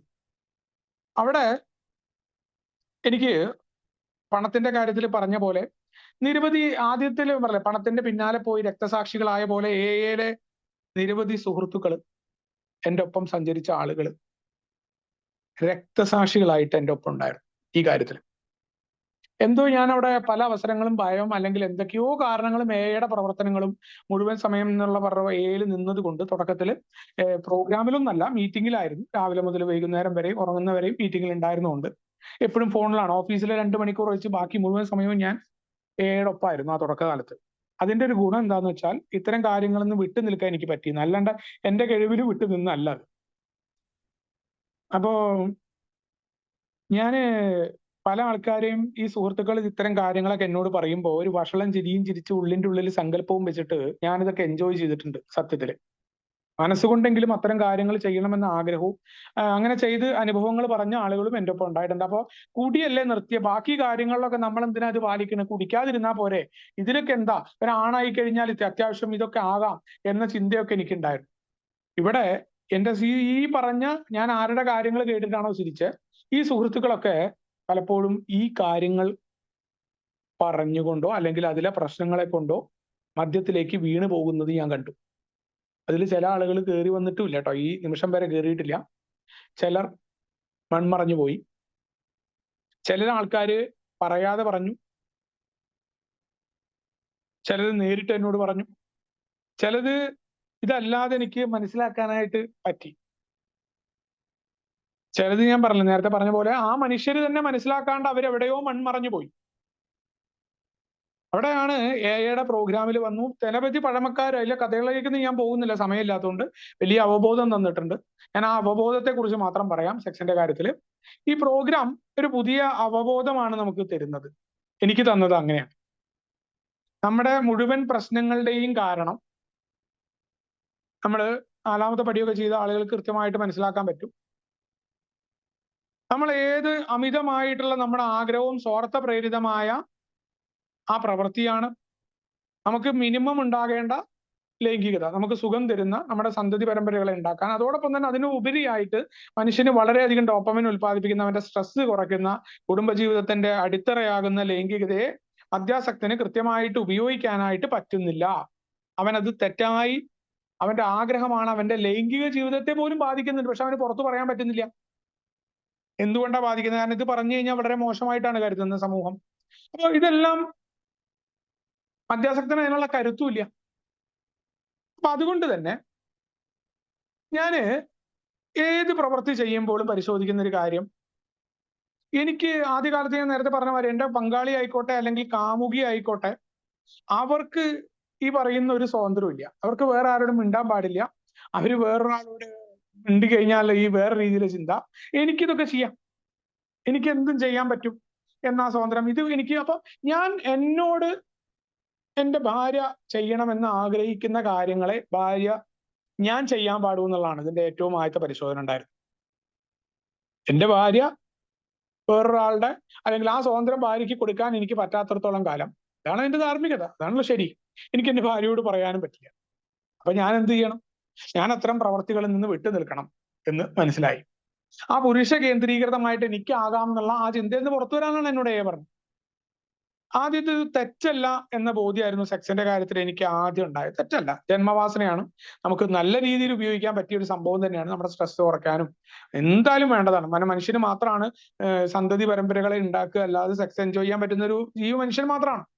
അത് കൃത്യമായിട്ട് ഉപയോഗിക്കണം. കൃത്യമായിട്ട് ഉപയോഗിക്കാൻ പറ്റുന്നില്ല, പല കാര്യങ്ങളും വേണ്ടി വരുന്നു. എനിക്കുള്ള, നമ്മൾ പറയില്ലേ, വീട്ടിലെ ഭക്ഷണം കഞ്ഞിയും ചമ്മന്തി ആണെങ്കിലും അത് രുചിക്കണം എന്നുണ്ടെങ്കിൽ അപ്പുറത്തേക്കുള്ള ബിരിയാണി നോക്കിയിരുന്നാൽ അത് രുചിക്കാൻ പറ്റില്ലേ? അല്ലെങ്കിൽ ഈ കഞ്ഞിയും ചമ്മന്തിയും കഴിക്കുമ്പോൾ ബിരിയാണിയെ കുറിച്ച് ചിന്തിച്ചു കഴിഞ്ഞാൽ ആദ്യം സുഖം ഉണ്ടാവും, പിന്നെ അങ്ങ് ചിന്തിക്കുമ്പോ ഈ ഇത് നോക്കിയ കഞ്ഞിയും ചമ്മന്തി ആണല്ലോ എന്ന് പറഞ്ഞാൽ സുഖം പോയി. ഇതിന് പകരം കഞ്ഞിയും ചമ്മന്തിയും എങ്ങനെ കഴിക്കണം എന്ന രീതിയിൽ എന്റെ കഞ്ഞിയും ചമ്മന്തിയാണെന്ന് പറഞ്ഞ് കഴിക്കാൻ പറ്റുന്ന ഒരു അവസ്ഥ ഉണ്ട്. അവസ്ഥയിലേക്ക് വന്നാൽ നല്ല സുഖം, ഒരിക്കലും ബിരിയാണി നോക്കേണ്ടി വരില്ല. ഇതാണ് ആൽക്കഹോളിക്സ് അനോണിമസിന്റെ പ്രോഗ്രാം എന്നുള്ള കൃത്യമായിട്ടുള്ള ബോധ്യം. ഈ അമിതമായിട്ട് നമ്മൾ ഒരു കാര്യം അമിതമായി പോയി, എയുടെ പരിഹാര മാർഗം വളരെ ലളിതാണ്.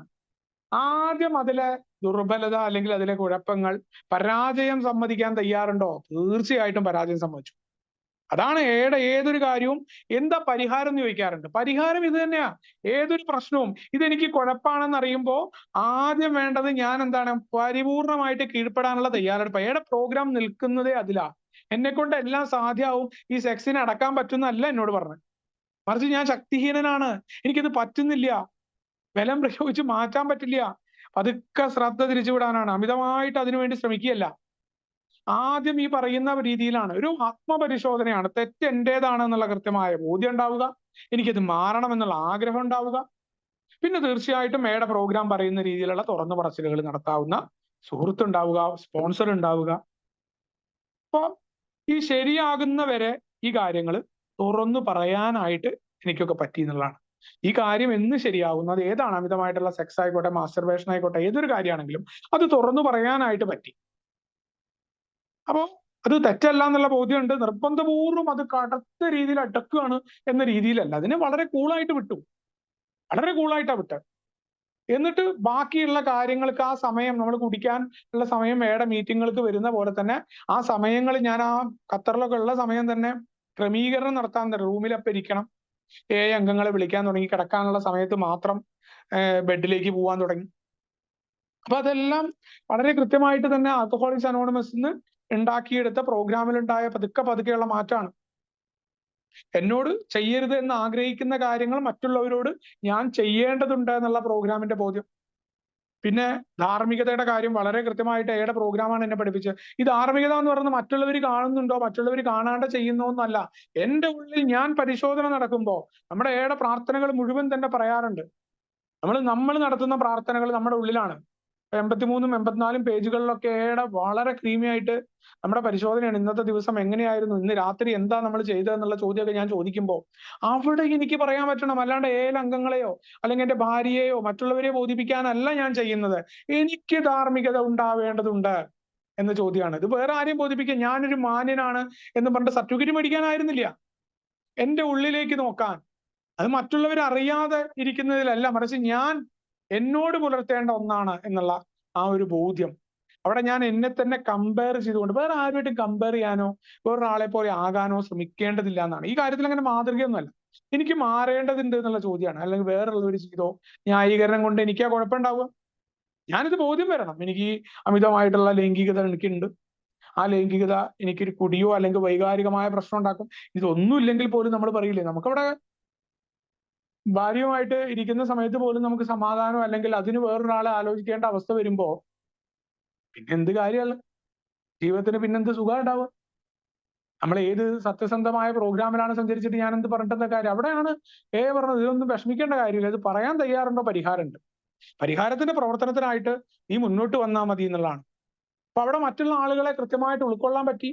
എന്റെ രോഗത്തെ ഞാൻ തിരിച്ചറിഞ്ഞു. എവിടെ മാറണമെന്ന് എയുടെ പ്രോഗ്രാം പറയുന്ന രീതിയിൽ 6ഉം 7ഉം പടികളും എല്ലാം അതിനെന്നെ സഹായിച്ചിട്ടുണ്ട്. 8ഉം 9ഉം ഒക്കെ തന്നെ വലിയ രീതിയിൽ മാറ്റം ഉണ്ടാക്കിയിട്ടുണ്ട്. അത് ദൈനംദിനമായ ജീവിതത്തിലും ഈ പറയുന്ന തുറന്നു പറച്ചിലുകളിലൂടെ എനിക്ക് മാറ്റം ഉണ്ടായി. അവിടെ എനിക്ക് കണ്ണുകൾ നോക്കിയിട്ട് ആളുകളോട് സംസാരിക്കാൻ പറ്റുന്നുണ്ട്.